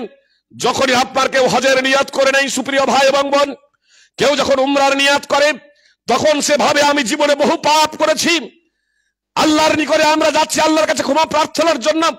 মন মানসিকতার পরিবর্তন, এক আল্লাহ তাআলার ভয় এবং ভীতি, এক আল্লাহ তাআলার ভয় এবং ভীতি। সেই আল্লাহ তাআলার ভয় ভীতি যতক্ষণ পর্যন্ত হৃদয়ে প্রবেশ না করবে, ততক্ষণ পর্যন্ত আমাদের জীবনে পরিবর্তন আসতে পারে না। এজন্য আমাদের তৎপরতার জন্য প্রথম যে বিষয়টা আমাদের করতে হবে, সেটা হচ্ছে জ্ঞানার্জন করতে হবে, 1 নম্বর। আর আমাদের ছেলে মেয়েদেরকেও সেইভাবে তৈরি করতে হবে। ইসলামের যে মৌলিক বিষয়, সেগুলো অবশ্যই জানাতে হবে। সুপ্রিয় ভাই এবং বোন, ছেলে মেয়েকে আপনি ডাক্তার করেন, আপনি মাস্টার করেন, আপনি ইঞ্জিনিয়ার করেন, আপনি ব্যবসায়ী সুপ্রতিষ্ঠিত করেন, আপনি নেতা মন্ত্রী রাষ্ট্রপতি বানান, কিন্তু সর্বপ্রথম আপনি তাকে মুসলমান বানান, মুসলমান রাখেন। মুসলিম হয়ে জন্মগ্রহণ করেছে, আমাদের মুসলিম রাখাটা খুব সহজ, আমাদের মুসলিম ধরে রাখাটা খুব সহজ, মুসলিম হয়েই তো সব জন্মগ্রহণ করেছে। এজন্য এই বিষয়ে আমাদেরকে তৎপর হতে হবে, নিজেদেরকে জ্ঞানার্জন করতে হবে। সুপ্রিয় ভাই এবং বোন, দুনিয়ার সফলতার জন্য যে আমরা তৎপরতা দেখিয়েছি, তার থেকে বেশি তৎপরতা আমাদের দেখাতে হবে আখিরাতের সফলতার জন্য। যতক্ষণ পর্যন্ত এই আখিরাতের সফলতাকে আমরা প্রাধান্য না দেব, যতক্ষণ পর্যন্ত আমরা দ্বীন এবং ধর্মকে প্রাধান্য না দেব, আমাদের জীবনে তৎপরতা আসবে না। যুবক ভাইরা, এর জন্য আমি আপনাদের বলতে চাই, যুবক এবং যুবতী, পুরুষ এবং মহিলা প্রত্যেকেই বলতে চাই, যে আমাদের এই পার্থিব জীবনে যদি সফলতা যদি নিয়ে আসতে চাই, তাহলে অবশ্যই আমাদেরকে পবিত্র কোরআন এবং সুন্নাহ অনুযায়ী আমাদের জীবনযাপন করতে হবে, এবং আমাদেরকে বেশি বেশি জ্ঞান চর্চা করতে হবে। বাড়িতে আমাদেরকে পবিত্র কোরআনের তেলাওয়াত করতে হবে। সুপ্রিয় ভাই এবং বোন, আপনার 2-4 লাইন করে হলেও বাড়িতে এরকম প্রত্যেক দিন তেলাওয়াতের চর্চা করুন। আপনি থাকছেন না, জি আমার মা এবং বোনেরা আছেন, ছেলে এবং মেয়ে যারা আছে, তাদেরকে সেখানে আপনার শিক্ষা দেবেন। প্রত্যেক দিন কোরআন তেলাওয়াত, শুধু রিডিং নয়, ভাবার্থ সহ একটু একটু করে তাদেরকে পাঠদান দেবেন, পড়াবেন, তাহলে আপনার ঈমানটা সতেজ হবে। আর যদি এটা যদি না হয়, তাহলে আমাদের অন্তরে মরিচিকা পড়ে যাবে।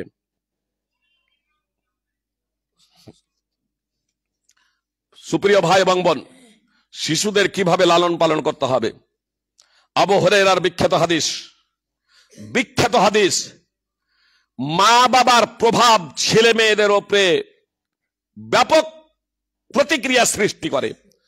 মুসলিম হয়ে জন্মেছে, তারপরে ইহুদি বানিয়ে দিচ্ছে, খ্রিস্টান বানিয়ে দিচ্ছে, ওগুলি পূজক বানিয়ে দিচ্ছে, মুশরিক বানিয়ে দিচ্ছে। তো আমরা মুসলিমরা তাদেরকে মুসলিম হিসেবে ধরে রাখতে পারবো না? এটা তো আমাদের ব্যর্থতা। এজন্য মা এবং বাবাকে আদর্শমান হতে হবে, মা এবং বাবাকে প্রকৃত মুসলিম হতে হবে। এখন মা বাবাই যদি ইসলাম সম্পর্কে অজ্ঞ হয়, তাহলে ছেলে মেয়ে তো জাহিল হবে ইসলাম সম্পর্কে, ছেলে মেয়ে তো অজ্ঞ হবে। এজন্য আমাদের মা বাবাদেরও সচেতন হতে হবে। মা বাবাদের এমন কোনো কাজ করা যাবে না, এমন কোনো আচরণ করা যাবে না যে কাজটা, কথাটা, আচরণটা কোরআন এবং সুন্নাহ পরিপন্থী। তার কারণ ছেলে মেয়েরা শুধু কথাই গ্রহণ করে এমনটি না, মা বাবার চাল চলন, আচার ব্যবহার এগুলোও লক্ষ্য করে, এগুলোও ফলো করে এবং লক্ষ্য করে। সুপ্রিয় ভাই এবং বোন, এই জন্য আমাদেরকে সদা সর্বদা ছেলে মেয়ের সামনে আমাদের আচরণ, আমাদের ব্যবহার একেবারে খুব ভালোভাবে পেশ করতে হবে কোরআন এবং সুন্নাহর আলোকে, যাতে আমাদের ছেলে মেয়েরা আদর্শবান হয়।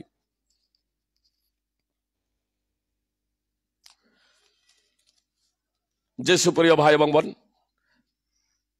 মানে এটা প্রশ্ন নয়, মানে প্রশ্ন করার জন্য এ করা হয়েছে যে আলোচনা সমাপ্ত করে প্রশ্ন উত্তর পর্বে আসার জন্য। আপনাদের যদি জিজ্ঞেস থাকে, বক্তব্যকে কেন্দ্র করে যদি আপনাদের প্রশ্ন থাকে, তাহলে প্রথম প্রশ্ন করুন। আমার বক্তব্যকে কেন্দ্র করে যদি আপনাদের প্রশ্ন থাকে বা কিছু বিষয় জানার থাকে, আর তারপরে অন্যান্য প্রশ্ন আপনারা করতে পারেন।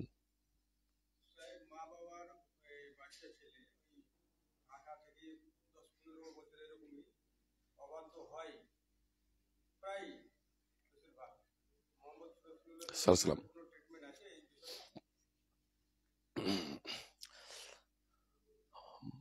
8-10 বছর হয়ে যাওয়ার পরেও কখনো কখনো বাচ্চা ছেলেরা অবাধ্য হয়। জি, এর জন্যই বাচ্চারা, রাসূল সাল্লাল্লাহু আলাইহি সাল্লাম বলছেন, তালাবুল ইলমি ফারিদাতুন আলা কুল্লি মুসলিম। প্রত্যেকটা মুসলিমের জন্য জ্ঞানার্জন করা অপরিহার্য কর্তব্য। প্রত্যেকটা মুসলিম বললেন, ইহুদির জন্য বললেন না। মানে ইসলামটা কিন্তু ইহুদির জন্য, ইসলামটা খ্রিস্টানের জন্য, ইসলামটা হিন্দু, আদিবাসী, জৈন সকলের জন্যই। মানে ইসলাম হলো সার্বজনীন দিন এবং ধর্ম। নামাজ যেমন মুসলিমদের জন্য, রোজা যেমন মুসলিমদের জন্য, হজ যেমন মুসলিমদের জন্য, অনুরূপ ভাবে ইসলামের মৌলিক যে শিক্ষা জ্ঞানার্জন করা যেটা অপরিহার্য, সেটা হচ্ছে মুসলিমদের জন্য। এ থেকে কি বোঝা যাচ্ছে? এ থেকে বোঝা যাচ্ছে যে আমাদের যে ছেলে মেয়েরা শিশু থাকবে, কচি কাঁচা থাকবে, সেই অবস্থাতেই তাদেরকে ইসলামের মৌলিক বিষয়গুলো শিক্ষা দিতে হবে।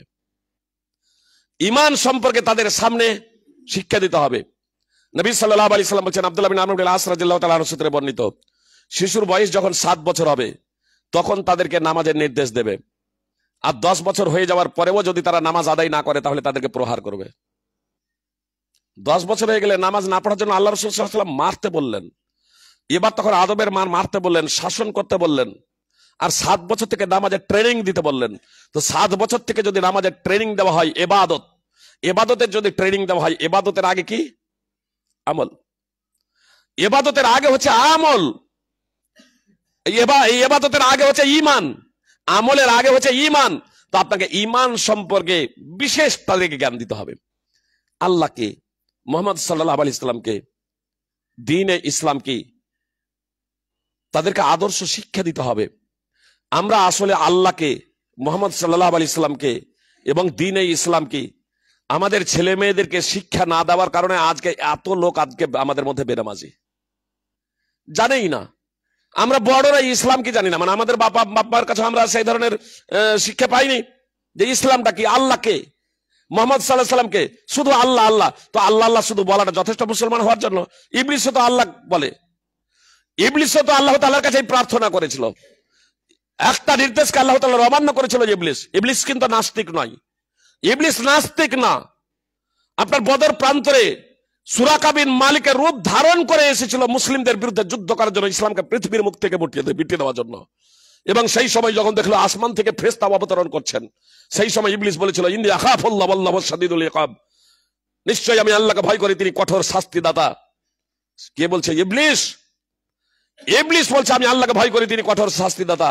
সুপ্রিয় ভাই এবং বোন, তারপরে ইবলিস কিন্তু মুসলমান হতে পারে নাই, মুসলিম হতে পারে নাই। সুপ্রিয় ভাই এবং বোন, তাহলে আমরা যে আমাদের ছেলে মেয়েদেরকে যে তৈরি করব, আমাদেরকে শিশু অবস্থা থেকেই তাদেরকে ঈমান কি, আল্লাহ কে, মুহাম্মদ সাল্লাল্লাহু আলাইহি সাল্লামকে, এগুলো আমাদের পরিবারের চর্চা রাখতে হবে। আজকে আমরা আমাদের পরিবারে গান বাজনা, টিকটক ইত্যাদি বিভিন্ন ধরনের এগুলো ছেলে মেয়েদেরকে, এরকম বাচ্চা ছেলে মেয়েদেরকে এরকম মোবাইল দিয়ে দিচ্ছে যে গান বাজনা ইত্যাদি হচ্ছে, মামা এদিকে রান্না করছে। আরে ও না করে যদি মোবাইল দিতে হয়, এক তো মোবাইল থেকে দূরে রাখুন।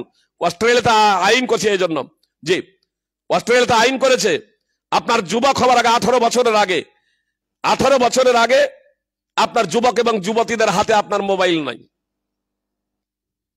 জি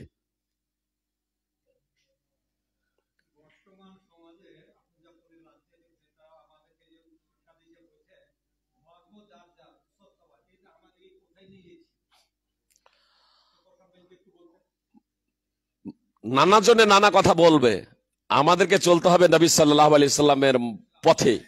বুঝতে পেরেছেন? ধর্ম যার যার, উৎসব সবার, এই স্লোগানটা আজকের নতুন না, মুশরিকদেরও ছিল। জি, আরে উৎসব এটাও ধর্মের একটা পাঠ, যেমন নামাজ ধর্মের একটা পাঠ, রোজা ধর্মের একটা পাঠ। যে উৎসব সবার, ওরা যদি এও করে তবুও এটা গ্রহণযোগ্য নয়। বাতিলকে কোনো সময় একজন ইমানদার সঠিক ব্যক্তি কখনো এটাকে গ্রহণ করে নিতে পারবে না। সুপ্রিয় ভক্তবৃন্দ, একটা উদাহরণ দিই। উৎসব সবার, ঈদ একটা উৎসব না? উৎসব নয়? কি বলছেন? ঈদ উৎসব না?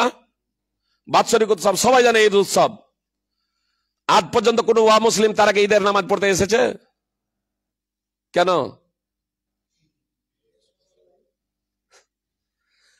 ঈদের নামাজ পড়তে এসেছে যে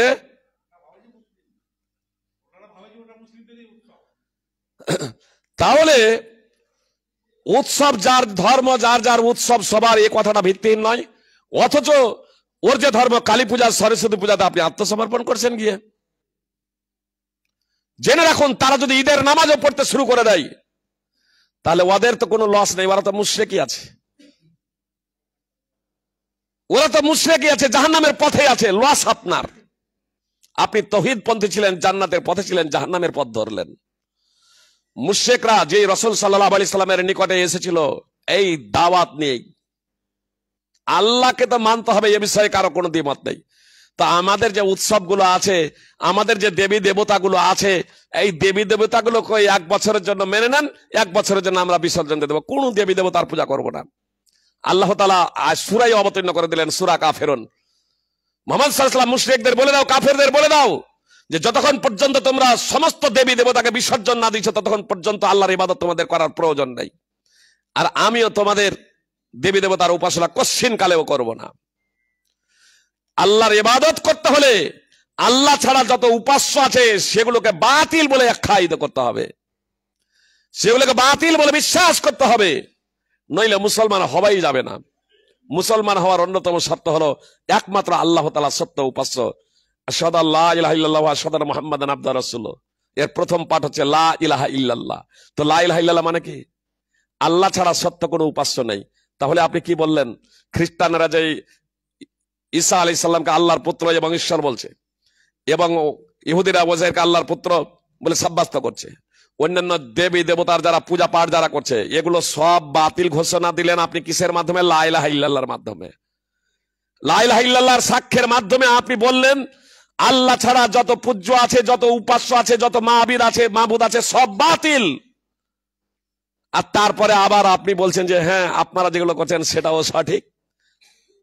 এটা ঈমান বিনষ্টকারী বিষয়, মুসলিম আপনি থাকবেন না। যে সাহাবেত ইবনে যাহাক রাদিয়াল্লাহু তাআলা আনহু সূত্রে বর্ণিত, এক ব্যক্তি মানত করেছিল যে সে একটা উট জবাই করবে বুয়ানা নামক স্থানে। সে নবী সাল্লাল্লাহু আলাইহি সাল্লামের নিকটে এলো এবং বলল, ইন্নী নাদারতু আন আযবাহা ইবিলাম বিবুয়ানা। আল্লাহর রাসূল, নিশ্চয় আমি মানত করেছি যে একটা উট জবাই করব বুয়ানা নামক স্থানে। তো নবী সাল্লাল্লাহু আলাইহি সাল্লাম জিজ্ঞেস করলেন, হাল কানা ফিহা ওয়াসানুম মিন আওসানিল জাহিলিয়াতে ইউবাদ, ওই বুয়ানা নামক স্থানে জাহিলিয়াতের যুগে কি কোনো মূর্তির উপাসনা হতো? ওখানে কি কোনো মূর্তি পূজা হতো? সাহাবায়ে কেরাম বললেন, আল্লাহ রাসূল, না, ওখানে মূর্তি পূজা হতো না। নবী সাল্লাল্লাহু আলাইহি সাল্লাম বললেন, হাল কানা ফিহা ঈদুম মিন আয়াদিহিম, ওই জাহেলি যুগের লোকেদের কি সেখানে কোনো উৎসব হতো? কথা মনোযোগ দিয়ে শুনুন। নবী সাল্লাল্লাহু আলাইহি সাল্লাম জিজ্ঞেস করছেন, ওই বুয়ানা নামক স্থানে, ওই বুয়ানাতে যেখানে উট জবাই করার মানত করেছে এই ব্যক্তি, তো সেখানে কি কোনো বেধর্মীদের উৎসব হতো? বেধর্মীদের, জাহেলি যুগের লোকেদের সেখানে কোনো উৎসব হতো, ধর্মীয় অনুষ্ঠান হতো? ঈদ শব্দ ব্যবহার করেছেন, উৎসব হতো? তো সাহাবায়ে কেরাম বললেন যে না, আল্লাহ রাসূল, সেখানে জাহেলি যুগেও সেখানে কোনো উৎসব হতো না বেধর্মীদের, সেখানে কোনো উৎসব পালিত হতো না বেধর্মীদের, অন্যান্য কারো সেখানে উৎসব হতো না। তখন মুহাম্মদ সাল্লাল্লাহু আলাইহি সাল্লাম সেই ব্যক্তিকে বললেন যে মানত করেছিল, আউফি বিনাদরিক, তোমার নজরটা, মানতটা তুমি পূর্ণ করো। ফাইন্নাহু লা ওয়াফা লিনাদরিন ফি মাসিয়াতিল্লাহ, তার কারণ আল্লাহ তাআলার অবাধ্যতায় মানত পূরণ করা বৈধ নয়।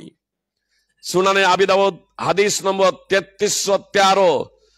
কারেন্ট, বর্তমান তো দূরের কথা, অতীত যুগে যদি কোই জায়গাতে বুয়ানা নামক স্থানে আপনার বেধর্মীদের, অন্যান্য ধর্মাবলম্বীদের যদি উৎসব হতো, তাহলে নবী সাল্লাল্লাহু আলাইহি সাল্লাম তাকে নিষেধ করে দিতেন, না, তোমার মানত পূর্ণ করা যাবে না। তাহলে অতীতে যে জায়গাতে আপনার উৎসব হতো, সেই জায়গায় যদি মানত পূর্ণ করা যদি না যায়, সুপ্রিয় ভাই এবং বোন, একটা ইবাদত যদি করা যদি না যায়, তাহলে বলুন যে আপনি বর্তমান যে উৎসব বেধর্মীদের, সেই উৎসবে আপনি ঈমান নিয়ে কিভাবে সেখানে অংশগ্রহণ করবেন? হ্যাঁ, আপনি যদি মুশরিক হন তাহলে অংশগ্রহণ করতে পারেন, কোন ঈমানদার মুসলমান সেখানে অংশগ্রহণ করতে পারেন না। বলুন যে আপনার চামড়ার মোজা হোক বা অন্যান্য মোজা হোক, আপনার যদি উজু থাকা অবস্থায় মোজা পরে থাকেন, কথা মনোযোগ দিয়ে শুনুন, আপনার ওযু করেছেন, ওযু থাকা অবস্থায়, ওযু নষ্ট হয়ে যায় নাই, ওযু থাকা অবস্থায় যদি আপনি যদি মোজা যদি পরেন, তাহলে তার উপরে আপনি মাসা করতে পারেন। মকিম তথা বাড়িতেই থাকলে স্থানীয়ভাবে একদিন ও এক রাত মাসা করা যায়। আর যদি মুসাফির হন তাহলে সর্বোচ্চ 3 দিন এবং 3 রাত মাসা করা যায়। বলেন।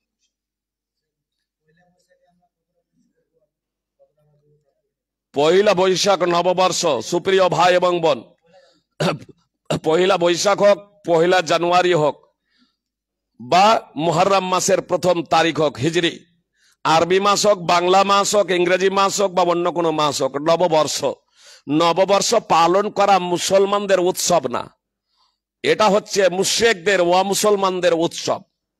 জি, কথা খুব মনোযোগ দিয়ে শুনুন, এটা হচ্ছে ও মুসলমানদের উৎসব, মুসলমানদের উৎসব, মুশরিকদের উৎসব। সুপ্রিয় ভাই এবং বোন, মুহাম্মদ সাল্লাল্লাহু আলাইহি সাল্লাম যখন মদিনায় এলেন, তখন 2টো দিন উৎসব হিসেবে পালিত হতো।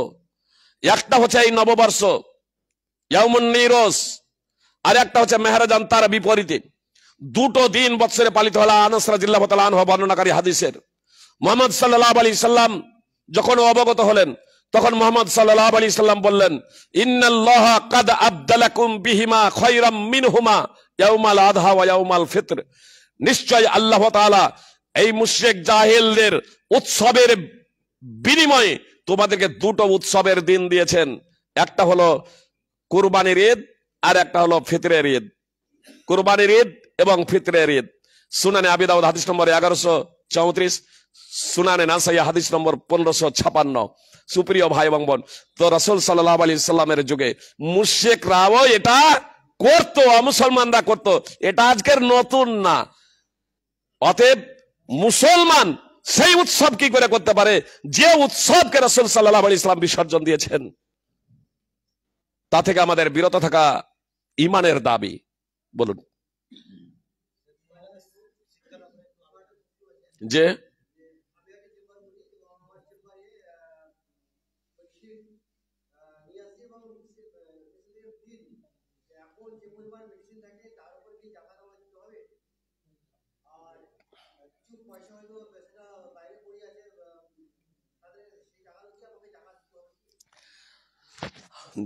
যেটা আপনার হাতে নেই সেটার আপনার দিতে হবে না, যখন আপনার হাতে যখন চলে আসবে তখন সেটার আপনার দিতে হবে।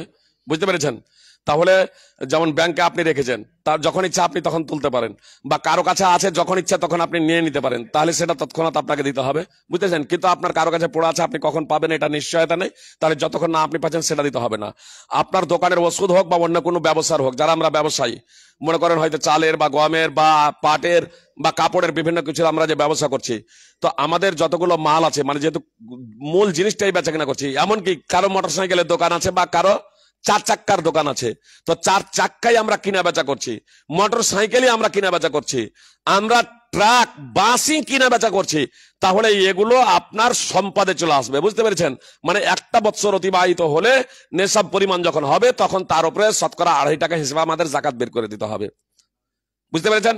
এবার কেউ যদি, আমরা যেমন গাড়ির ক্ষেত্রে আমরা গাড়ি ব্যবহার করছি, মনে করেন আমার 100 খানা বাস আছে, তো ওটা বাস আমি কিনা বেচা করি না, বাস আমি কিনা বেচা করি না, বরং বাস আমি লাইনে বাহিছি, লাইনে চালাচ্ছি, তাহলে এই বাসের আমাকে জাকাত দিতে হবে না। যদি বাস কিনা বেচা করতাম তাহলে বাসের আমাকে জাকাত দিতে হতো। বুঝতে পেরেছেন? এবার যখন লাইনে যখন আমি চালাচ্ছি তখন তা থেকে যা ইনকাম হবে সেই ইনকামের উপরে তখন আমাকে জাকাত দিতে হবে। যেমন জমি, যিনি জমি কিনা বেচা করছেন, তো জমি এবারকার বছর শেষে আপনাকে মূল্য হিসেবে, আপনাকে সম্পদ হিসেবে সেটাকে ধরতে হবে। যারা জমি কেনা বেচা করছি, জমির দালাল, জমি কেনা বেচা করছি, তাহলে আমার যদি 10 বিঘা জমি কিনে থাকে বিক্রয়ের জন্য, তাহলে সেই জমি সম্পদের হিসেবে এসে তার উপরে জাকাত আমাকে বের করতে হবে। আর যদি আমি কিনা বেচা না করি, যে আমি এমনি চাষাবাদের জন্য রেখেছি, চাষাবাদের জন্য বা বাড়ির জন্য, জায়গার জন্য, চাষাবাদের জন্য, তাহলে তা থেকে যা ফসল উৎপন্ন হবে তার উপরে আমাকে ওসুর বের করতে হবে। নেশাব পরিমাণ হওয়ার পরে আমাদের দেশে 5 অর্থাৎ আমাদের দেশে যেটা প্রচলিত আছে 18 মণ 30 কিলো, সেই পরিমাণ হলে তখন আমাকে ওসুর বের করে দিতে হবে, তার আগে না। বিষয়টা বুঝতে পেরেছেন? ওয়ালাইকুম আসসালাম।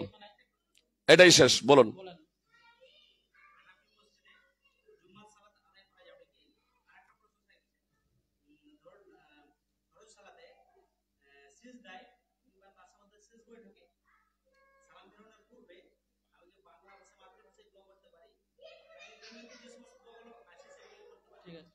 প্রথমত যেগুলো দোয়া আছে সেগুলো দোয়া পাঠ করে নেবেন।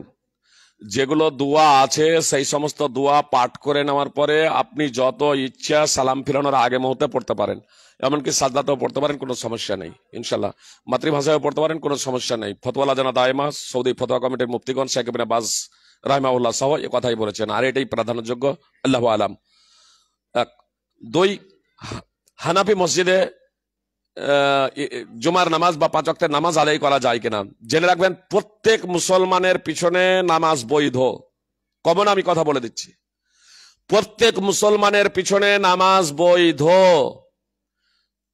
প্রত্যেক ইমামের পিছনে নামাজ বৈধ।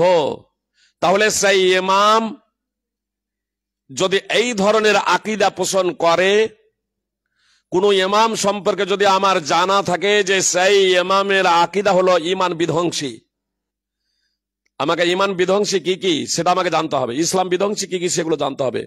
আমি যদি কোন ইমাম সম্পর্কে অবগত হই যে এই ইমাম এই আকীদা পোষণ করে যে মুহাম্মদ সাল্লাল্লাহু আলাইহি সাল্লাম আলেমুল গায়ব,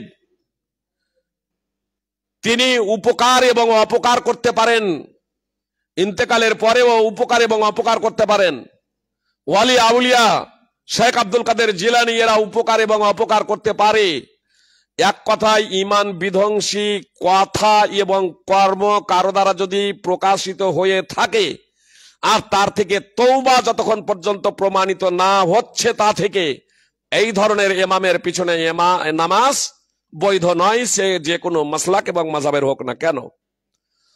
আর কোন ইমাম সম্পর্কে যদি আমার আকীদা অবগত না থাকি যে ইমামটাকে নামাজ পড়ালে তখন তার পিছনে আমি নামাজ পড়ে নেব, ইনশাল্লাহ আমার নামাজ হয়ে যাবে।